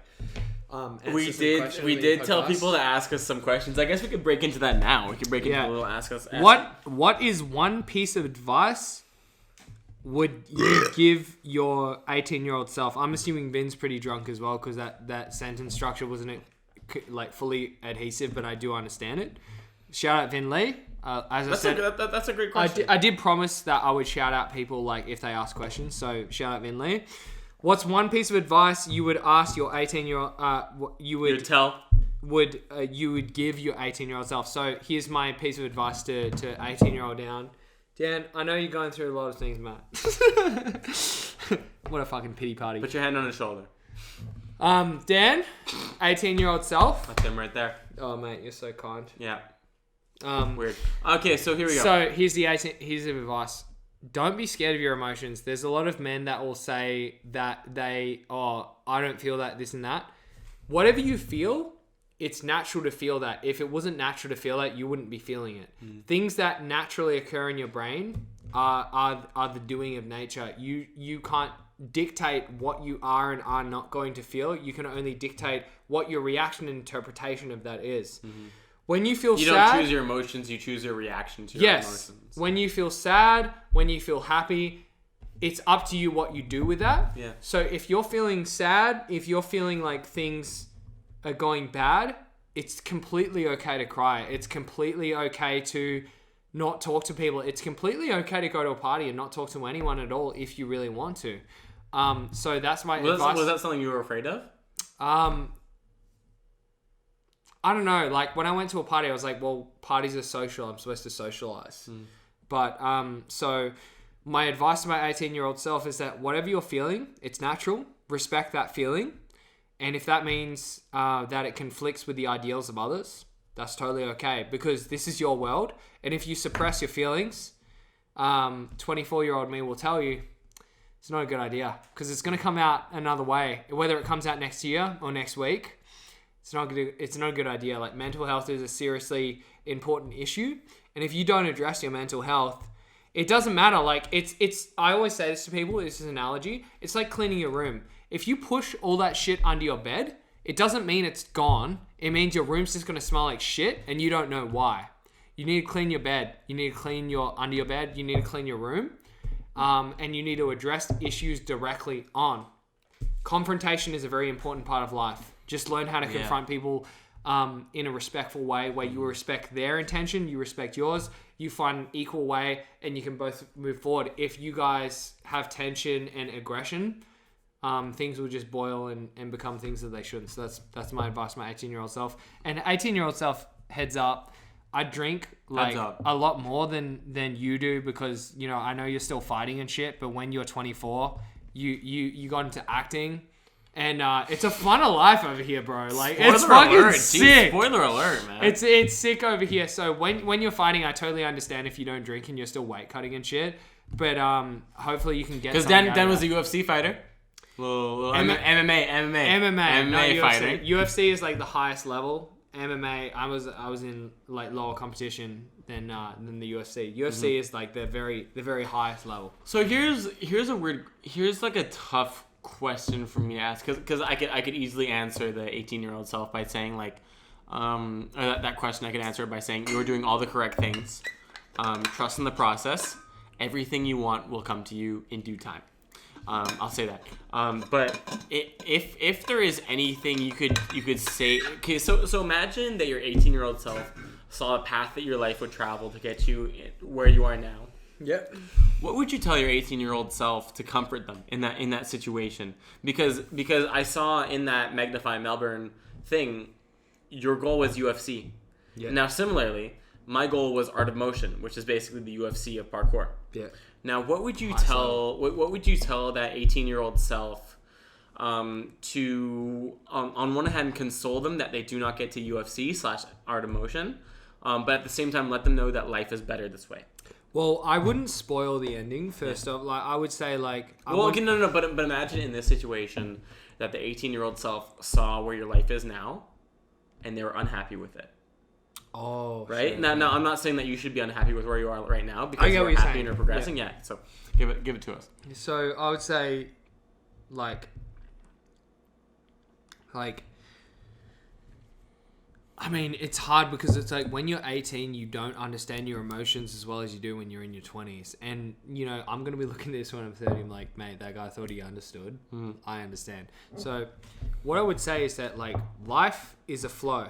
It's like a river floating downstream. You don't get to you don't get to swim against the stream. You only get to decide whether you go left or right. This is where we are now. This is how it is. All I can say to you is that don't stifle your emotions. Don't. So it all kind of comes back to emotion. Don't fight against your natural instincts and emotions. Yeah, because it's like, because I think one of the things for our younger selves, like when we're teenagers and stuff, is that, and especially with this day and age, we have so many songs, social media, we have like music videos, we have movies that glorify essentially being a psychopath, not feeling for others. I fuck people and I ghost them. I don't give a shit. It's like, no, it's like, it's like, humans are pack animals. We're not lone wolf creatures. We are like wolves. We operate in a pack and we operate in a hierarchy. And you can't escape that. That is your biology. You're born into a human body. That is how we are. And we're the apex predator of the planet, so you should appreciate that. I'm not saying that, you know, some of the things that we've done are all right, except what I'm saying is that, like, that it's just where you are. So part of being that is that you have to accept your human nature. You have to accept your human nature. You have to accept that Josh is burping. You have to accept that like you have emotions, and you rely on others to give you affirmation and reassurance. Yeah. And that's something you can't fight. Except more specifically to my 18-year-old self, I'd say, hey man, I'm in Vancouver. Yeah. And the girls are hot. And that's what matters. Yeah. I guess fun, bro. Like, we don't have to fight and, like, you know, fuck with part. Like, we don't have to. And you get the same level of satisfaction. Yeah, it's dope. Yeah. Like, being an actor is dope, dude. Yeah. You get paid a lot of money to fucking talk to people and, like, act. and you don't have to get punched in the face. I It's also dope. anticipated that I would go into acting at like age 40. Like I imagined I would go up the pro ladder in parkour and become a full-time pro, and then acting was something that I anticipated happening when I was in my 40s. So I guess I just asked that question. Later. Yeah, I guess I just asked that question because I saw myself going through that route in parkour, and like my premier goal for myself was going to the Art of Motion in Greece, in Santorini, and just competing there. And funny enough, I'm still listening. yeah, when I finally got the chance to compete in the Art of Motion, I fucking this is a funny little situation because before I ever got the chance to travel to Santorini Greece to compete in the Art of Motion, the World Championships, basically at that time, I had numerous dreams where I was at the Art of Motion and I woke up late for the qualifiers and I missed my chance to compete. And then weirdly enough, when the time came to go to the on-site qualifiers, I missed my chance. That was a weird-ass situation because I had dreamed that in multiple scenarios where I dreamed that I was at the Art of Motion and I couldn't think up a line, or I'd woken up late for the qualifiers or whatever. And then, funny enough, when that chance came in real life, I misbooked my flights and showed up to the Art of Motion late and could only be a spectator. There's a word for that, and Yeah. I can't remember it. And I had dreamed that multiple times in so many different scenarios where I wanted to be at the World Championships and do my best and compete. But whatever the case was in those scenarios, something would always go wrong. And then that ended up happening in real life, where in 2017 I had the chance to go to maybe 2018, 2017, 2018, whenever I went, I had the chance to go to the Santorini Art of Motion, and I misbooked my flights. I was at Origins, the parkour gym, and Lincoln Powell, who was at the on-site qualifiers, had texted me. He's like, "Hey, I'm at the on-site qualifiers. When are you getting here?" And I was like, I'm still in Vancouver. And that was a weird moment where, like, sometimes you get the chance for your dreams to become reality and it's in a positive sense, and other times your dreams become reality and it's in like a world-bending, a mind-bending sense. And I had the same thing happen to me where, Lincoln called me, Lincoln Powell, shout out Lincoln Powell. He is a fucking top-tier athlete, so fucking good on the bars. And he just says to me, "Dude, I'm at the Art of Motion qualifiers. Where are you?" And I was like, "Dude, I'm at fucking Origins." And that was the thing that I had worked towards. Like, I started parkour in 2018. This is back in maybe 2017, 2018. And, 8 years later, I had the chance to execute. I felt like maybe skill-wise I was ready to go into the Art of Motion. And then that happened to me. And I was like, that's just the way that shit goes. I still went on the flight, with my friend Jovy, and we arrived there, and it was still a really fucking good time there at Motion. Like, I decided at that moment when Lincoln was like, "Dude, I'm here. Where are you?" I was like, this is fucked up. This has ruined. This is a dream of mine gone wrong. But I had an interesting realization. I was like, I'm going to make the best of this. And I had my flight to Greece the next day, and I showed up there, and it was still a fucking good time. And I decided all that I can do in this situation is have a good time with, what I have been given. I have reached this dream position of mine, which has happened to me before. Like, I have reached this level that I've always aspired to. And in some ways felt not ready for it, or felt like something has gone wrong. And I had decided, perhaps due to my meditation training or due to whatever, all that I could do was accept that. All that I could do was understand, this is the way that life is going. I can choose to make the best of it, or I can dwell on this for the rest of my life. Because there are people I have seen who have dwelled on their dreams going the wrong direction, and that is their life. I mean, that's annoying to listen to as well. Like, people like, "Oh, yo, I used to be I used to be an actor once. I did like 3 lines in the 100. And I just want those people to shut the fuck up. Yeah. I just want those people to shut the fuck up because I have done background. Like when I was in Alberta, where the film industry is small, and I had talked to other background actors who had talked about their attempts in the background industry and trying to make their way up through the acting industry and trying to become, bigger actors and not becoming successful. And they were like, "Yeah, this dream just didn't work." And I was like, "Shut the fuck up." I was in a feature film. I was playing background, and the guy that I was talking to he was like 50 years old. He was just talking about how shit didn't work for him. I was like, "Shut up." Shut the fuck up. This is a path I want to travel down, and I'm going to do everything in my power. And if shit doesn't work out for me, then that's that. But here you are doing background. You're 50. You're in Calgary. Like, of course you're unhappy. Do you know where the film industry is at? It's at LA, Vancouver, India. Of course you're unhappy doing this in Alberta because there's not much of a film industry there because shit doesn't work. I don't know where I'm going with this point, but you gotta move where the business is, and I was in Australia. Yeah, it's not very diverse. They I've said this many times in many different iterations, but I'm going to say on this podcast. When I was auditioning in Australia, for those of you who don't know, a breakdown is what the characters they need. They tell you about the characters they need in the breakdown. Tell us about the breakdown. Say, for example, they were casting this podcast, right? They would say, "Oh, we need Caucasian male and an Asian or ethnically ambiguous male to do a podcast." Mm-hmm. In the breakdowns in Australia, it was just like Caucasian. Mm-hmm. And then they would have like one open ethnicity role. And I just realized like it's going to be very difficult to make a career here if I do want to be an actor. So I just had to move to where there is work.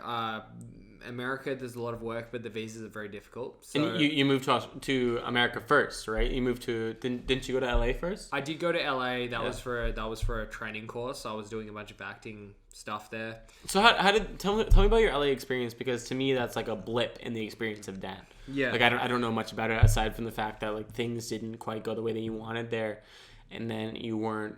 I don't know. You thought maybe Vancouver was a better option for you. That's all I know. So essentially, I had auditioned for this course. It was like a training course. Like a theater actor training, or like what was this training course? It was a training course for actors. It was an actors intensive, and essentially, you had to audition to see if like you were a serious actor or whatever. And I got in, and there was just me and a selection of 12 others that went to LA. And so did you audition for this course? Yes. I auditioned for it, and me and 12 other actors went to LA that made the cut, and we met a bunch of casting directors. We memorized 3 scripts a day to perform to different casting directors multiple times a day, and then at the end of the course, I got an offer from an agency, but in that agency they were like, well, if you don't have your American visa or your green card, like we can't really help you, or your O1 visa. And for those of you who don't know, that's essentially like your ability to work legally work in America, and completely reliant on having a visa. Yeah, it's completely because I've heard of actors going from Vancouver to LA and doing auditions and stuff, perhaps winning a role, but then at the end of the day they're like, do you have an American visa? And they're like, yeah. No. Then they're like, well, why the fuck did you do this? Yeah, I'm not going to name the production, but I did I got cast in a production recently that was supposed to be shooting in Fiji, and then another one. It got and because of COVID they retracted it to LA or Vegas actually, and then it makes somewhat sense, but and then they're like, oh, because you don't have an American visa, you can't work here. So essentially, that was my experience in LA. I did a bunch of training, and then they asked if I had a visa and I didn't have one, and then Canada isn't as strict, so I came to Canada and started acting. Can you talk about it? Did you sign an NDA? Do you feel like it would? I signed an NDA, but the show's out. But like, I just don't want to seem like bitter about it. You know what I mean? It's a well-known show. Yeah. But he was a very high a very high probability candidate, and then he was snubbed shortly of going and doing it just because of the way that COVID has gone. Yeah, but the thing is that you can't be bitter about the stuff. Like what I think the whole point why I engaged in this is like and taking it from your parkour story is to like, it's like life, as I said is like a river. It just flows downstream. You cannot swim You can choose against, to waste your energy swimming against it, or you can swim with it. Or you can just swim with it. It's like okay. Or you can float with it. You don't have to swim with it. You can go faster if you swim with it, but you can choose to flow with it, or you can choose to try and alter the course. But either way, that is the way that life will flow. Right? Yeah, it's like life has taken you to Schitt's Creek. Okay, I can choose left. I can choose right. I can't choose away from Schitt's Creek. Yeah, and that's just what you got to do. Mm-hmm. So, yeah. Again. Give the viewers a little something on that. Tell them about Schitt's Creek. Yeah, I was hoping Josh wouldn't go away because I got a hiccup a lot. I've got to yawn a lot, and that makes it difficult to transmit information. This is going to be the longest podcast in my history of podcasts. Dohy podcast. Yeah. But like, I feel like we're about an hour and a half in. We're reaching a really interesting and honest point. I want this to keep going. It's Christmas special. On the wall. It's ready to keep recording. I feel like we've reached a really interesting point of honesty. Yeah, it's a Christmas special, truly. And it's cool that we have this forum to blabber thoughts to potentially 8 viewers. Yeah. In terms of reaching your goals and all that, and things not ending up in the way that you want, I've talked about my experience with Team Farang in a multitude of settings and have had a variety of lenses on it. I think a lot of them have been just like either this was a tough experience and I grew from it. I think in some settings I've had a negative lens on it, and in some settings I've had a positive lens on it. At the end of the day, it's an experience that I had where Team Farang in parkour, before Store, they were like the premier parkour team. They were like the main, like when you think of parkour, you think of Team Farang. Yeah. They were the team that came up and inspired me the most, and my goal at the end of the day was to just hang out with them. That was my life goal, hang out with them. And then as soon as that became a possibility, and things, my hard work paid off, and networking strategies I had paid off. As soon as that happened, and then other possibilities opened up for me, hanging out wasn't enough. And then, I did finally hang out with them. It was the dopest shit, and I am so fucking grateful for the experience. There's always that next step. There's always that next step. That's how humans work. We are just biologically wired to be like, that's the next step. And hey, if you don't have a next step, you're fucked. Just growing up in a capitalist society where things are engineered towards always escalating, towards always getting the next best thing.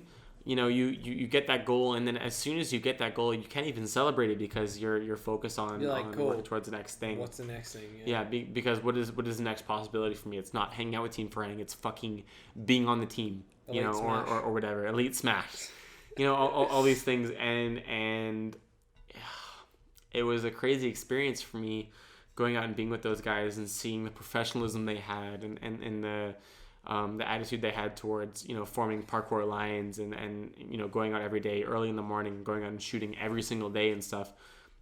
I wasn't ready for it. That wasn't something I had prepared myself for. It was something that I had aspired to, and it was something that I had dreamed of. I had dreamed many, and it's weird as a person. I find my life a lot is intertwined with the way that I dream as a person, like in terms of like being asleep and dreaming, not like daydreaming and shit like that. Like I think the dreams that I have in my sleep kind of intertwine with the ways that I aspire to be as a person. And I had many dreams of hanging out with Team Farang or being with them and blah blah blah. But when I had finally reached that point, I had realized that was not the person that I was. I hadn't built myself up to have this work ethic of when I go out on a trip, I have to shoot, 2-3 lines a day and whatever. Like I was shooting 1 line a day when I was with them and I needed help and whatever. But that was a really interesting trip because I learned a lot about what it takes to be a professional parkour athlete, and I didn't see that reflected in my own practice. It wasn't something I felt prepared for because constant content creation. Like the same with TikTok, same with Instagram, same with YouTube. It's like the demand is just so high. Yeah. It's just so high all the fucking time. Yeah. And doing when I would do a line, like I would do like 1 line and I don't want anyone's help for it. I just want to go out and do something creative in one spot. And then that's that for the day. If I go out and shoot, if I shoot 1 line, then that's that. But a lot of parkour teams and a lot of people, just the way that they train, that they're ready to go out and shoot numerous lines a day, and they're ready to just constantly create. And that was something I wasn't ready to fulfill. That was a weird little obstacle to be with. Like I think I said to them one day, like I felt like a rookie cop in a ride along. Like I felt like I was kind of watching how the real cops do it, and I was like, holy shit, every day, because those guys were really the real deal. They're ready to go out and do that shit, and I thought that was something that I wanted to aspire to. And watching them really execute on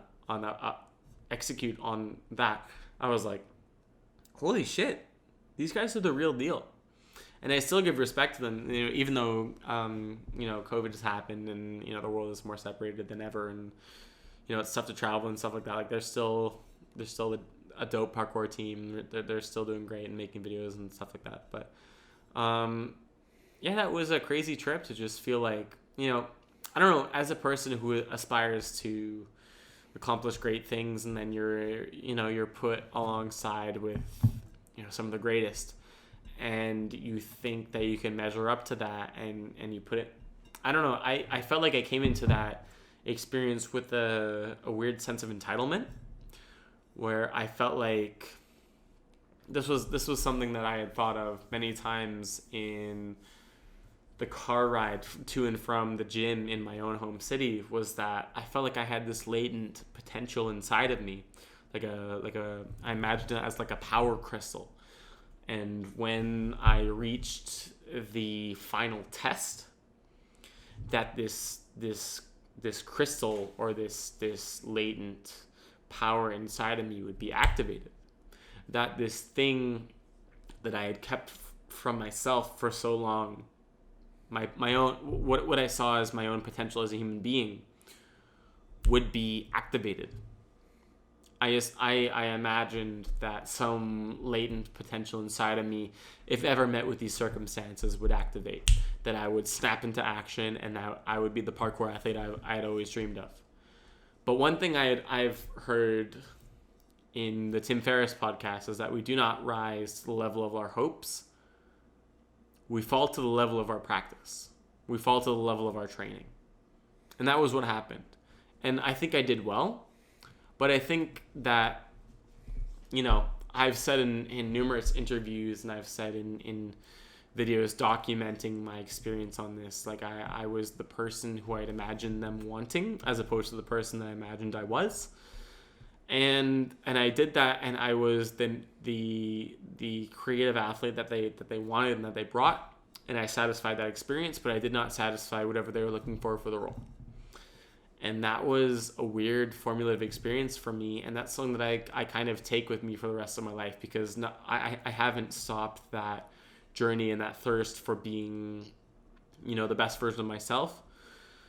But that experience was a trial of fire, and teaching me that it was a very intimate lesson in that we do not fall to the level of our hopes.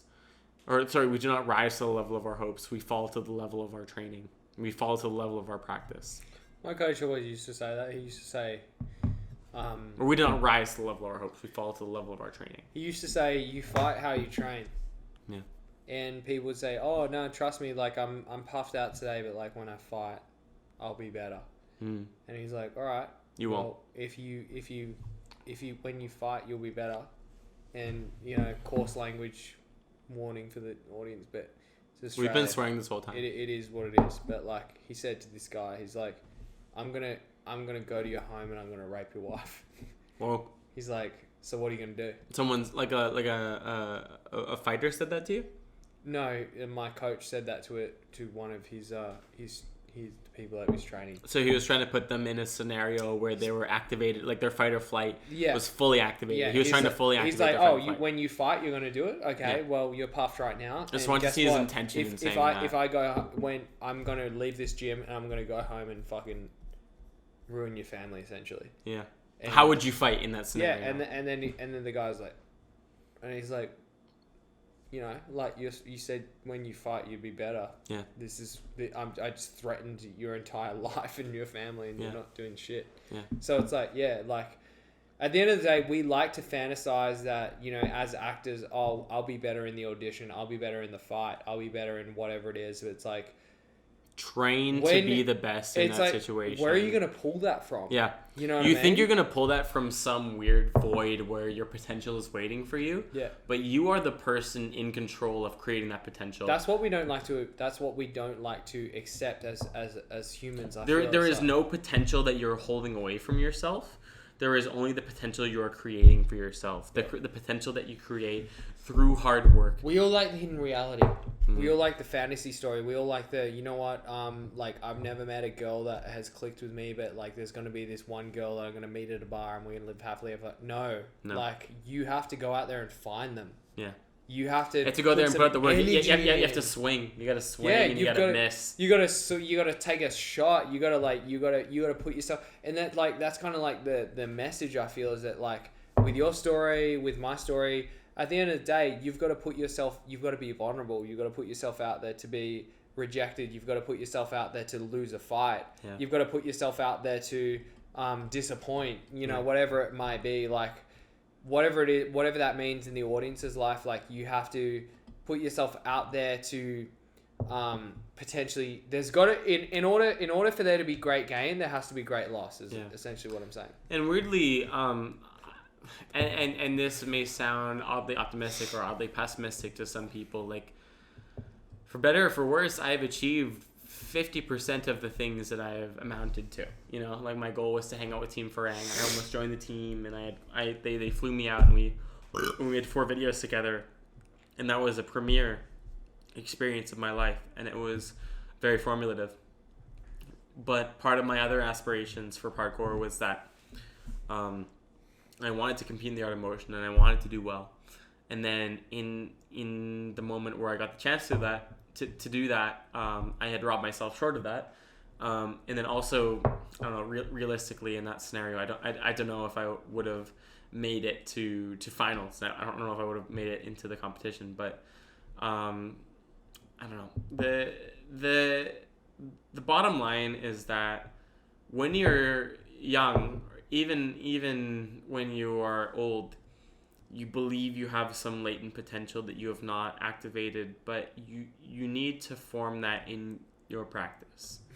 That is something that you must make for yourself to assist you through the hell of whatever these trials are, because I went in and out with my motivation for training, and I felt in and out of love, and I had days where I didn't want to train, and I had to go and drill things or whatever.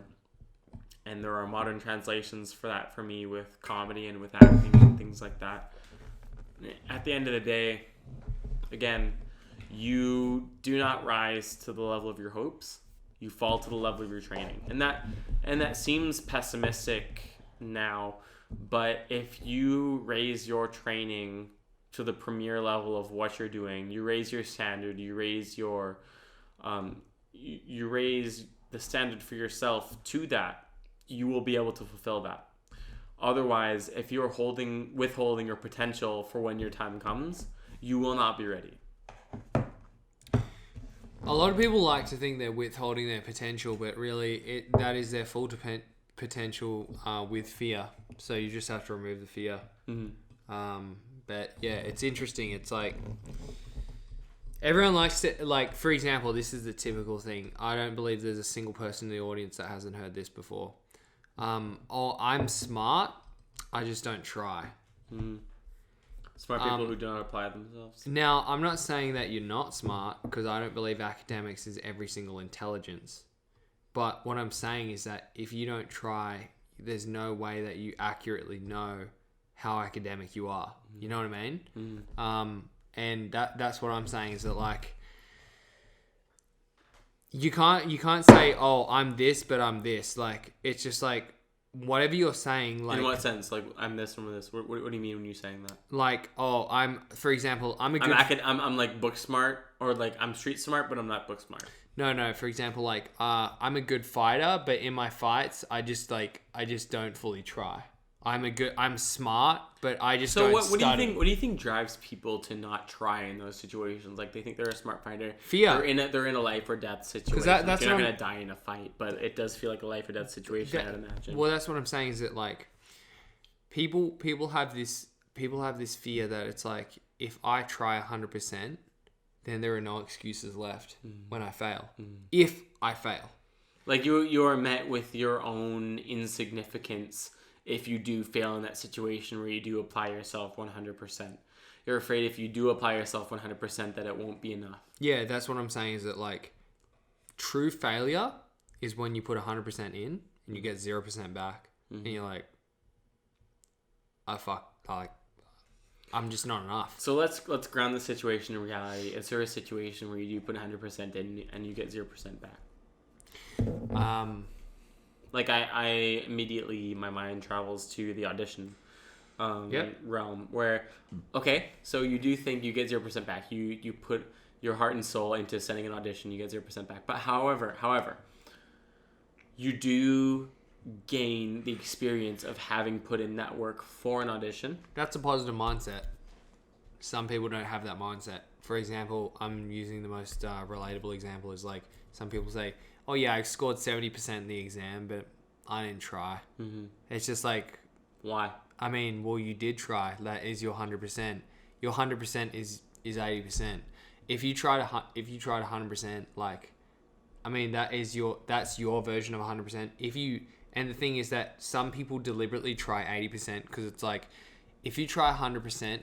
Some people are afraid of failure. Yeah, if you try 100% in the exam and you score 70%, you know that truly you are a 70% student at this very time.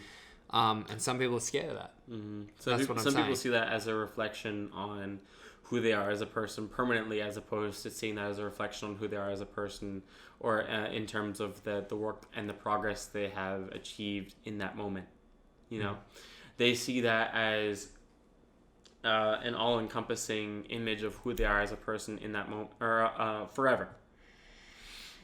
I think that it's a reality that is reoccurring. It's not just... It's like, I heard this stupid quote once, and I still think it's fucking stupid regardless of what I'm about to say, is that, like, there's a fear of failure, but there's also a fear of, like, how great you could actually be. I think that fear is greater than the fear of failure. It's like... is the fear of how great you could actually be. And that seems complicated for people to contemplate because, you know, obviously you want to be the greatest version of yourself. But that is held back by the amount that you want to try. Well, am I just sipping this stuff? But a lot of people don't understand that analogy that that the true fear is the person that you could be versus the failure. Here's the thing that I want to say about that is that, like, I reckon people are like, oh, why would you be scared of the thing that you, like, the great, you could achieve greatness? Well, because here's the thing is that, like, we as people enjoy comfort, and and anyone listening, the comfort is where you are right now. You might live with your mum, you might live out of home, you might live at a minimum, like, you might do a minimum wage job, but the thing is that, like, the comfort is where you are right now. That is your pattern. the thing that we're scared of is changing that pattern. If you become greater than you've ever become before, if you become your ultimate self, Then you realize how insignificant you were before. One, you realize how insignificant you were before. Two, you realize there are no excuses left, so if you fail, you truly fail. And three, it changes your life. Think about this. Like, a lot of people think, oh, being rich and famous would be great. If you're rich and famous, the whole world is paying attention to you. Every single mistake you make, people are watching. Pause that thought. This is wrapping up the podcast. You can see my heart beating. We need to wrap up the podcast. Can you see my heart beating, dude? No. Whatever. So what I'm saying is that, so I've given you the 2-3 other reasons, whatever I listed, of why you might be scared of achieving your ultimate potential. But the thing is that, like, something I realized is that, like, if you become everything that you've ever wanted to be, that means that your life has completely changed. Every reality as you know it is completely changing, and there are going to be people that are out to get you because they don't like whatever you're doing, or there's going to be people that say, oh, you used to be like this and that. Do you see on the screen? There's just so much wall on the right hand side. Oh, I see that. Yeah. Keep going. But I'm yeah, done. that's what I'm saying is that, like, I'm like, there are people who push through that, of course, but that's what I'm saying is that, like, yeah, zoom it in. That's what I'm saying is that, like, those are a couple of the reasons why we may be scared to reach our full potential. It's like, I'm not gonna lie, I'll be scared if I did something that was Oscar nomination worthy. I'd be like, I'm terrified now. Like, there are gonna be people out there that hate me just for being successful. You know what I mean? I don't know. Yeah. Just in case we didn't audio thing. Talk about the Oscars. Yeah, for yourself. but I think that we all get in this. We're chasing this dream, but it's kind of like a dog chasing a car. When you catch the car, what do? You go on to the next thing. Yeah, that's what you know the progressive do. But I think a lot of people are just generally scared of reaching their, and I think that's why there's a lot of existential crisis once people finish uni degrees, because it's like, oh, cool, you're a fully qualified clinical psychologist. Go be a clinical psych, and you're like, shit, do I really want to be that? One of my friends was a master physio. He did his master's in physio, and then he was like, I did my master's in physio and realized that's not what I want to do. You know, that's a crazy realization. Yeah, and it's like society, your family, everything encourages you to do that. Yeah. And when you achieve that goal, you're like, shit, what about me? I don't want to do this though. And I feel like that's the same with, like, reaching our ultimate potential. Is like, that's one of the scary things. It's like, you to the audience, are you living the dream? Are you living the life or the reality that you really want to live? And if you achieve that goal, are you going to be happy, or are you going to be resentful, or are you going to be scared? Like, so I guess there's 2 points I want to say to that. One is that, yes, the goal changes, and it forever will continue to move down the line, but that doesn't make it any less worth it. And the second point is that I don't remember what the fuck I was going to say, because I've been drinking. I'm not saying it's any less worth it. I'm not saying any bad things about it. I'm just saying there's a lot of fear associated to actually achieving your goals, because a lot of people, it's like an endless pursuit. It's all about the journey. But it's like when you finally arise at the top of the mountain and that's your destination, you're like, shit. Yeah. And it is, like, I feel like I am kind of at a weird Mount Everest point where I have, like, from 18, even 15, 16 years old, I have achieved the things that I set out to do, and there's only a mountain higher to go to. And right? I've achieved the things I set myself out to do, aside from competing in the art of motion, which is still a possibility if I want to go out. If I want to push myself to compete in that, it's still a possibility. I'm only 24, and you know, parkour athletes haven't even figured out where they're capping out at in terms of their skill level in relation to their age. And we're in a dark age of, like, tricking and parkour. It's like people are doing astounding shit. Look at what's that little kid's name? Shosei, dude, he's just breaking records, man. He's just doing the craziest shit. And now this has directed the parkour community, the free running community, the tricking community. It's like, there are those of you who don't know about these communities, there are athletes out there doing shit that you've only seen in cartoons. There are people doing shit out there that you're like, that's special effects. No, there's people out there literally doing shit that you didn't think was possible. And you know what? To get to that level, like I remember when it was 2009 or 2008 when my brother had showed me videos of Ninja College or something like that, Ninja University. Oh, is it on YouTube? Like yeah, it must be on YouTube. But he was showing me videos of that, and I was like, no human could ever achieve shit like that. And now these days, the things that I do regularly are things that I was seeing in that video. Yeah. I'm doing that shit with ease. Yeah. All it takes is practice. Yeah. All it takes is to find a way in and to learn how to do that and to practice. Now, to reflect that upon myself in my current situation, I am currently breaking into the stand-up comedy scene. And one thing I heard in an interview between Joe Rogan and Ari Shaffir, who I went to go see in February for his Jew special in February, but it was canceled because he got canceled at that time. But one thing I heard in a talk between Joe Rogan and Ari Shaffir was that if you are getting laughs early on in your career, already that is promising, you just keep going. And if that is the one piece of wisdom that I could impart to people currently, if you are on a path, if you are trying to achieve something and you have achieved any level of feedback or success in that stage, for me, I've received a few laughs during my comedy act, and that's enough. Because some people in their first year, they're just not funny. They're just not fucking funny. Good realization. I've had a few laughs. You're a fucking loser, mate. But when you have discovered some level of promise in whatever career path you have decided to take, stick with it.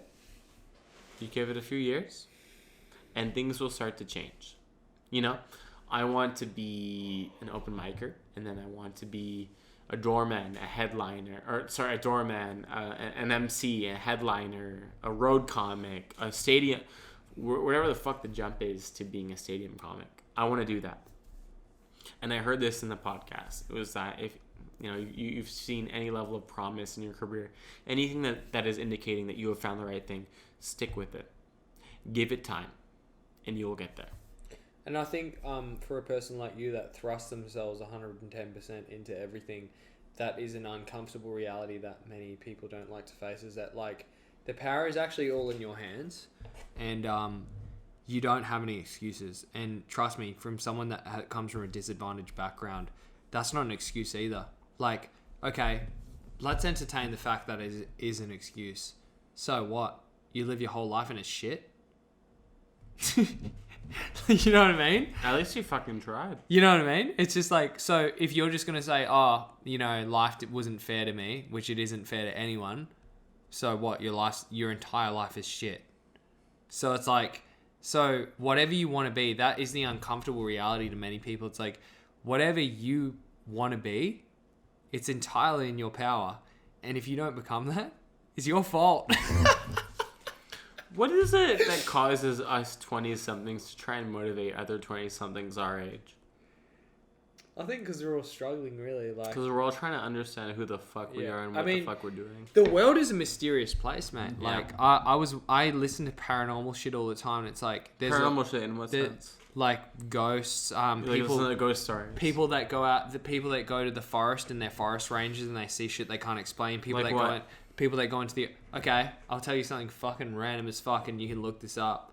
I'm so fucking drunk right now. Yeah, forest rangers go into the forest, right? And they're looking for missing children or whatever the fuck it is. And they encounter random staircases that just are in the forest for no apparent reason. And if you touch these staircases or go anywhere near them, bad things happen. That sounds like a crock of shit. Why? I don't know. Same as UFOs. There's no water in that. I filled it up twice though, so you have to fill it up. God damn it. Keep telling us about UFOs. I'm going to fill us up and we're going to go piss. But we got piss into the thing and we can drink it. Let's get past the motivational point. Let's see what exists beyond this. Yeah, exactly. It's I don't know. There's a lot of things in this world that... let's get onto paranormal stories. Have you ever experienced anything paranormal? Go on. You give your story, and then I will eventually get to mine. Honestly, I'm so tired of saying this story because it's like I know the story and it's like watching a movie 20 times. I'm gonna say it anyway because I've never said it on a podcast. But like, I went into a mental asylum. It was abandoned. I snuck in with a bunch of Riverview. No, it was in Australia. Okay. I think it was in Watsonia. Keep going with the story. Set it up. Imagine the people who are listening know nothing Yeah. about what you're talking So I went into this mental asylum that was abandoned in Australia. I went there with a friend. So I've got one friend, Andy, and another guy with me who it was Andy's friend. Let's just call him Derek. Derek decides to go. So we're on the second level. Derek decides to go upstairs to the third level. We're in a plus section. We just came from a reception area. If you go this way, it opens a door. You fall off the second story of a balcony. That's not useful. If you go this way, it goes deeper into the mental asylum. If you go this way, it goes up to the third story. If you go this way, it goes back out where we came. So me and Andy are like, dude, you go up to the third level. We've been warned many times not to go up to the third level because it's an old building. You could fall through. It's really dangerous. He's like, I want to take some pictures. Go ahead. Fucking goes up on his own. Me and Andy are sitting in the middle of this section. In front of us, there's about 20 meters of grass. It's like grass and vines have grown into the building through the windows, and they're in the building, and it's deeper into the asylum. Me and Andy are sitting there with our backs facing the second story fall. Like if you go out the door, you just fall. You can have some more if you want. Finish that, and then we can start some more. And so me and Andy are sitting there. I think Andy's stoned, and I'm like, mate, you know what? Like being in this mental asylum, people say, oh, being in an abandoned mental asylum, there's a lot of dead people. It's fucking scary. There's a morgue downstairs. I'm like, whatever, man. I don't. A lot of dead people in a mental asylum. Well, do people die in a mental asylum? Yeah, because if a mental patient dies, they take them down to the morgue, which is downstairs, and they transport the body to other places. Yeah. Like what? Well, they would take them to like the city morgue and then put them in a funeral home and so that's not in the morgue. So what ghosts are there? No. So like people do die. Like it's the same as a jail. If someone dies in a jail, they have to go to a temporary holding area, which is like a morgue, and then they send them, to a funeral home to see their family. So there's an interesting mentality that goes in tandem with that. Is that objects have a memory. That's something that it's kind of a newer age belief is that objects can kind of contain some form of memory in terms of how they're interacted with. So do you believe that when you're in that situation of exploring that place that you were interacting with some form of memory from some form of object memory from that place? I don't know. I looked through a lot of papers that I found on the ground. They were all mental patient papers and stuff. And I was like, look. Did you find anything shocking? No, not really. It was just like, oh, this person has schizophrenia. This person has, I was like, depression. Like, I'm like, so okay. What was your experience in that situation? I was sitting in the plus size section, and I was plus size section of what? Of what? I was sitting. Well, I explained it to the audience before, so I'm not going to go into it again. But I was sitting in a cross section where there's 4 different paths. Yeah. And I'm sitting terrifying. And I'm sitting in the middle, and one of our mates has gone upstairs. Yeah. And we left him to do his thing. I'd love to do Riverview with you one day. Yeah, let's go Urbex. There's an Australian thing called Urbex, Urban Exploring. Urbex exists here. I also love Urbex. No shit, let's do that. I also really enjoy Urbex. We'll do a podcast in Urbex. Anyway, so we're sitting there, and I was with Andy, who's stoned, and I'm like, dude, we've come to this mental asylum. People say they see ghosts. People say they see shit. I don't feel, like, my gut instinct, I don't feel any danger. It's just a dark, abandoned place. Like, who gives a shit? So I was like, do you want to turn off our torch and just see how it feels to be like... Your flashlight? Let's turn off the flashlight, see if it feels scary or anything. It was like, yeah, cool, let's do it. Turn it off. We're waiting there for a couple of minutes. And then from the opposite section, like all the way down deep into the asylum, because we're facing deeper in the asylum where the grass is, we just see these footsteps, like... Now, this isn't unusual because other people visit the building. Yeah. So it's like, it could be the security guard, it could be other teenagers. Be someone else visiting. Yeah, it could be anyone. So I'm like, what the fuck? I'm like, it's approaching us. And then I turned on the flashlight, nothing there. And I looked at, and I was like, okay, that's Terrifying. weird. So it could be someone upstairs. It could be, they could have ducked out, whatever.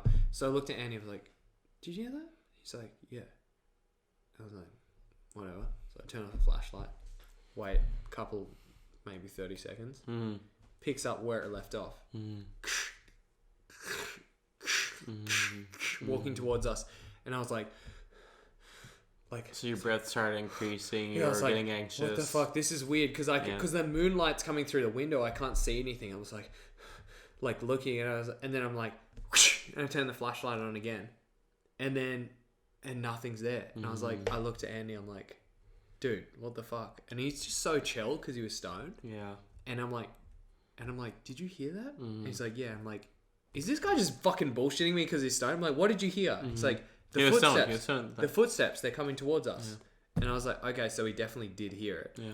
So I was like, all right, you know what? I'm sick of being like a horror movie pussy where it's like nothing even happened. I'm going to turn the flashlight off. Fuck it. So I turned the flashlight off. We wait a couple of another seconds. And it's like...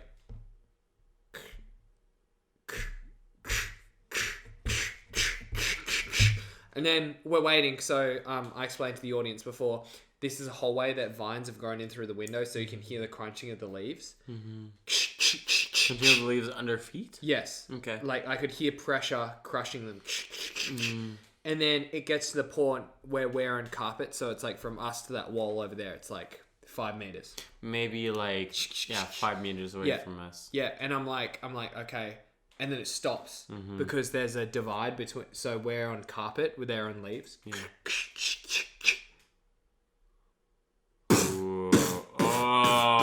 And I'm like, what the fuck? It's on the couch. And I'm like, I'm shaking. I'm like holding my torch. I'm like, don't turn it on. And it's like from us to the camera. And I'm like, and I turn the thing on. So maybe like 1 meter away. Yeah, 1 meter. I'm like, something's about to harm us. And nothing's there. Oh. And I look at Andy, I'm like, dude, why are you not freaked out as me? Like, are you hearing the shit? Because I was sober. Yeah. And he's like, yeah. And I was like, what are you fucking hearing? And he's like, the footsteps, they're walking towards us. And I was like, bitch, tell me what the fuck and I was like, up. I know. And I was just like, do you want to get out of here? And he's like, yeah. Yes. And then so we called up to our mate, Derek. I said to the audience, I was like, Derek, he wasn't there.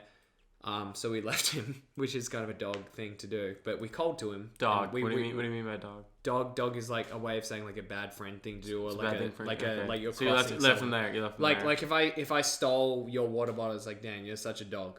You know what I mean? What do you mean? Stole it. Oh, stole. Okay. Yeah. And he wasn't there, so we left the abandoned asylum.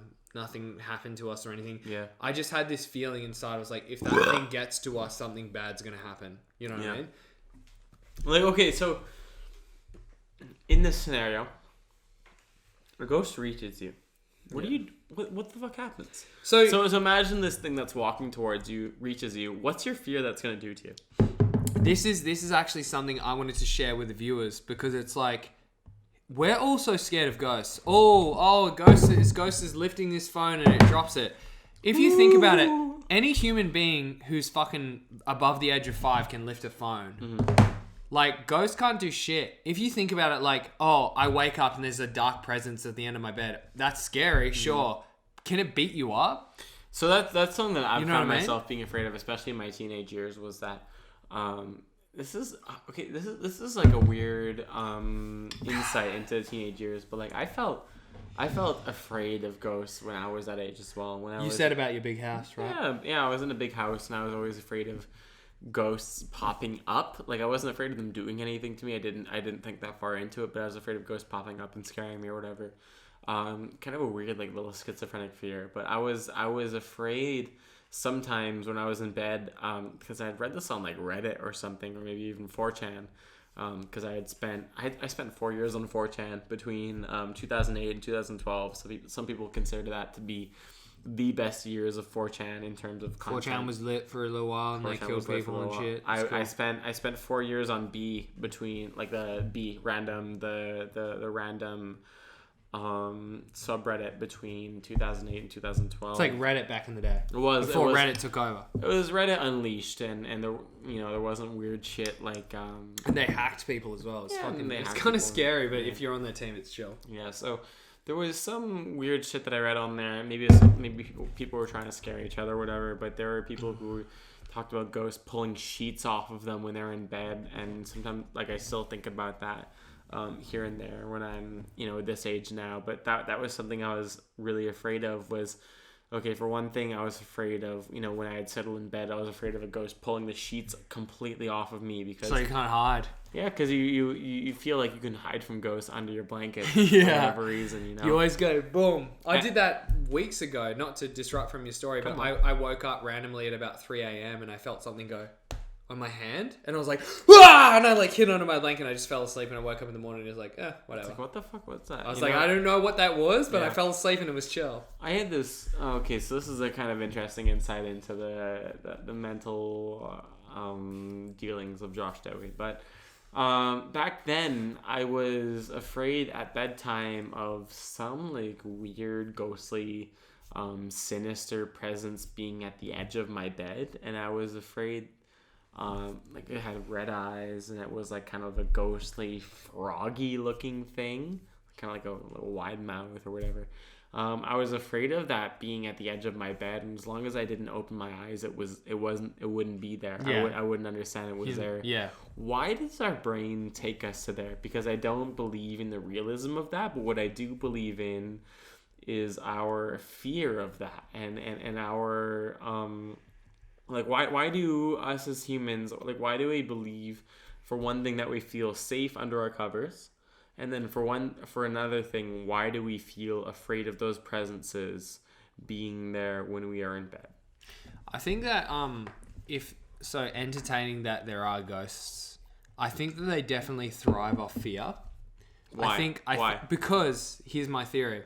I think that ghosts actually can't do shit. So, okay, judgment aside, do you believe in ghosts? Because you have clearly had an experience. I've had multiple paranormal experiences, and I must say I'm still ambivalent. I don't know. I've seen things in my face before, and I'm still not sure if like I'm tripping. Like what? Give me the most intimate experience. Okay. Aside from, I'll give you two. Yeah, I'll give you thanks. two that really made me question reality. Yeah. One was I was living in this house, Onslow Street in Perth, WA, Western Australia, and I was sleeping in the same room as my mum. Yeah. And I was in bed. I woke up randomly again at like 3 a.m. And don't you think you would be comforted by the presence of your mom in that room? I do. That you would be protected? I felt protected. Yeah. I woke up randomly, and this is all I remember. I woke up, I looked over at my mum's sleeping body, and I saw something coming out of it. People are going to think I'm fucking crazy. I'm just saying, this could be a dream. So you legitimately, as a person, you saw something coming out of her body. Yes. We're not talking, like... Could be because I was, I don't know, could be because I was half asleep. I'm just saying. You could have hallucinated it. But give me your account of it, because people already will take this with a grain of salt. Yeah. They will understand that this is your experience. All I'm saying, this is at the age of 10, and I'll tell you one when I was 17. I'm just gonna say my experience as I perceived it. This is as my memory recalls it. It's up to you to do whatever you want with the information. So, I was 10 years old. I woke up randomly and I saw a shadow like coming out of my mum's body. So moved. I saw a head of something like coming out of my mum's chest. The head. Yes, like a head of what looked to be a small human coming out of my mum's chest. And I closed my eyes because I was so scared. I was like, what the fuck?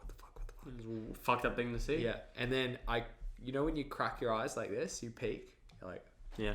I look like that. There was someone standing in front of my bed. And I was like, and like a full body. Yeah, and I like a face in my face. Mm-hmm. So I pulled the blanket over my head. I was so scared. Yeah. And then because that's gonna protect you somehow. Yeah. And then I was like, all right, dude. Like, if someone's broken into your house, you have to defend yourself.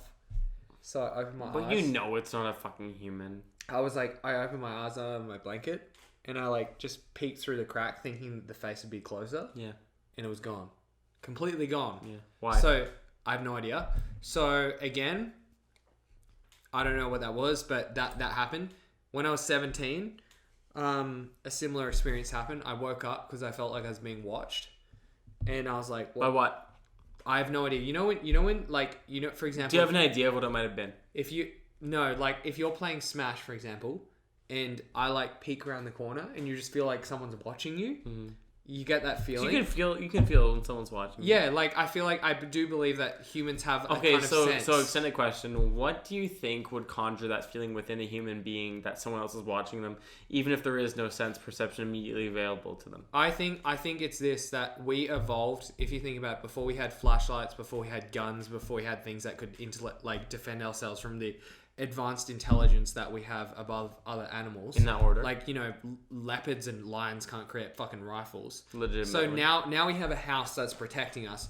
When we used to live in the bush or like live in nomadically, we had to have almost like a sixth sense. It's like for example, a cat, it's lying on the couch, it's just sleeping. Yeah. You go to pat it and it's like, and it like looks at you and it knows, it has this sense that you're about to touch it. Yeah.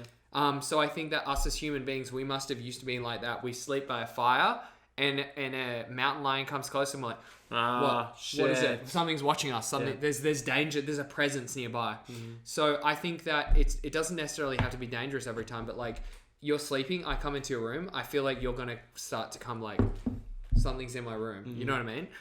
So when I was 17, I had this feeling that something was in my room, and usually it's my mom like coming in to just give me a pat on the head or like, give me a kiss or something. No, that was something that happened regularly. Yeah, she used to because I was in my rebellious phase and I wasn't like in the best communications with her. So you would do your rebellious shit.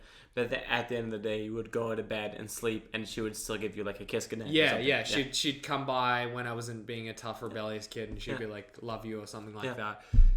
So that's awesome that your mom would do that for you. Yeah, it was cool. Keep going. I woke up and I thought maybe my mum was in the room, and I saw what looked to be, and again, this is just my recollection. Take whatever you will with it, but I saw what looked to be a 17 to 18-year-old woman standing at the edge of my bed. And when I'm waking up, I was like, what the fuck? That must be my mum. Mm-hmm. And it was like a dark silhouette because there was light coming from outside into my room. Mm-hmm. And I was like, it was just like from the moon or from the... No, it's from... I turned the hallway light on because I was scared. Okay. I was like scared of the dark. So coming from under the door? So it was like my bedroom was like this. My bed was here. Explain this to the audio listeners. So my bed was in the back of my room. Yeah. My door was at the front corner of my room, and there was light leaking in through there, of which I could see people coming into my room. Mm-hmm. So it was my mum. Yeah. And I was like, oh, must be mum. So I was like, why is my mum just like standing at the edge of the bed? Mm-hmm. And I was like, mum. Mum. She didn't answer. Yeah. And I'm like, okay, am I fucking tripping out right now? So sit up. And I'm like rubbing my eyes. I'm like, okay, this is... I literally went like this.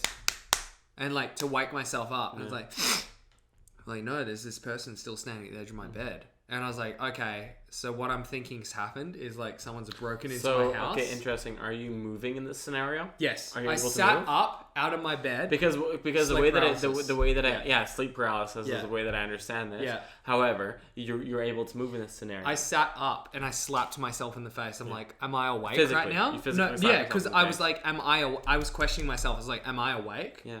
I was like slapping my face, and I see this thing at the edge of my bed. And I'm like... I'm like 18-year-old... This, what looks to be a 17 to 18-year-old woman in in a dress. And I'm like, okay, so this is what I think's happened.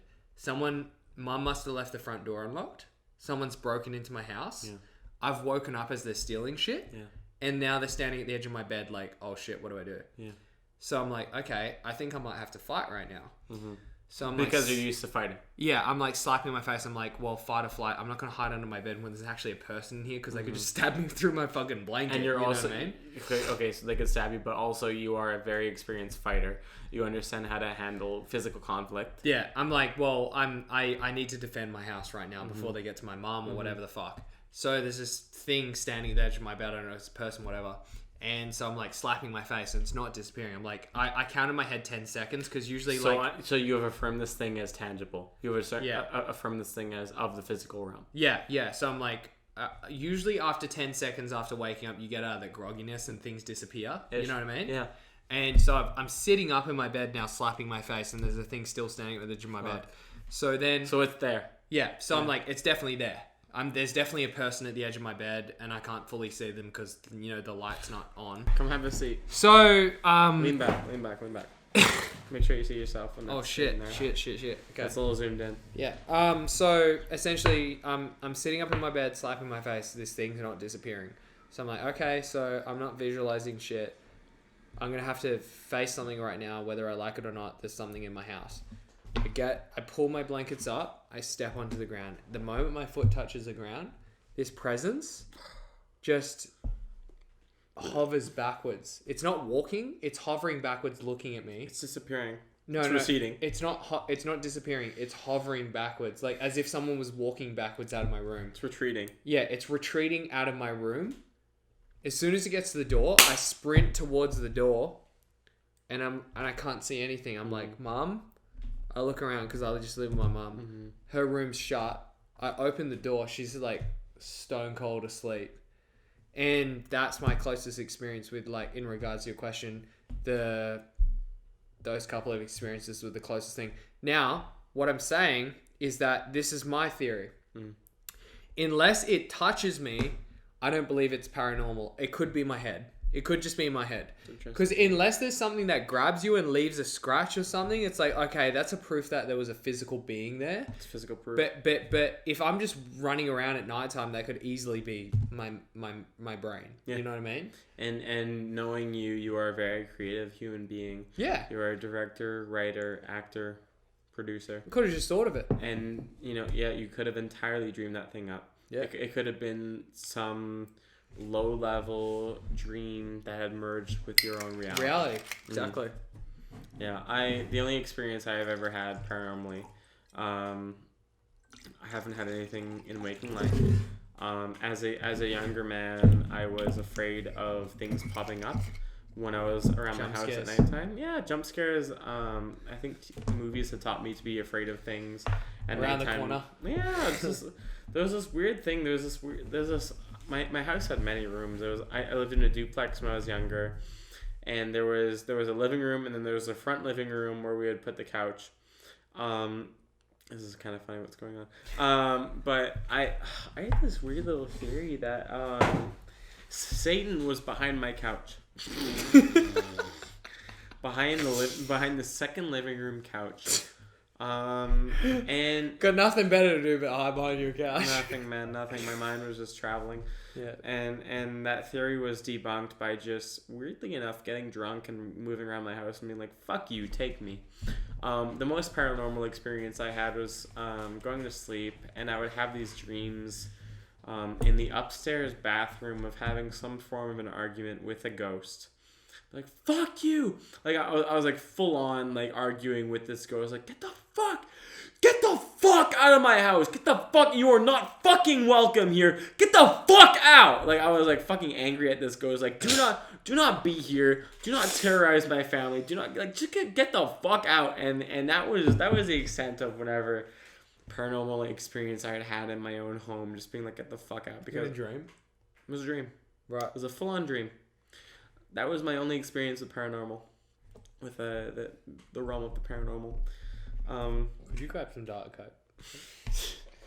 Thank you for joining us, everybody. This has been episode 37. This has been a very interesting episode. Lots of stuff. Little deep dive on Dan Ginnane. He is one of my closest friends, and he will be back.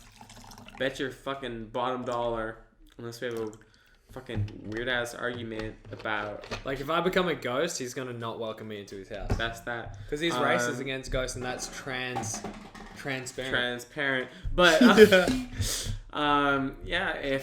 I had my own way, he would be back on this show often.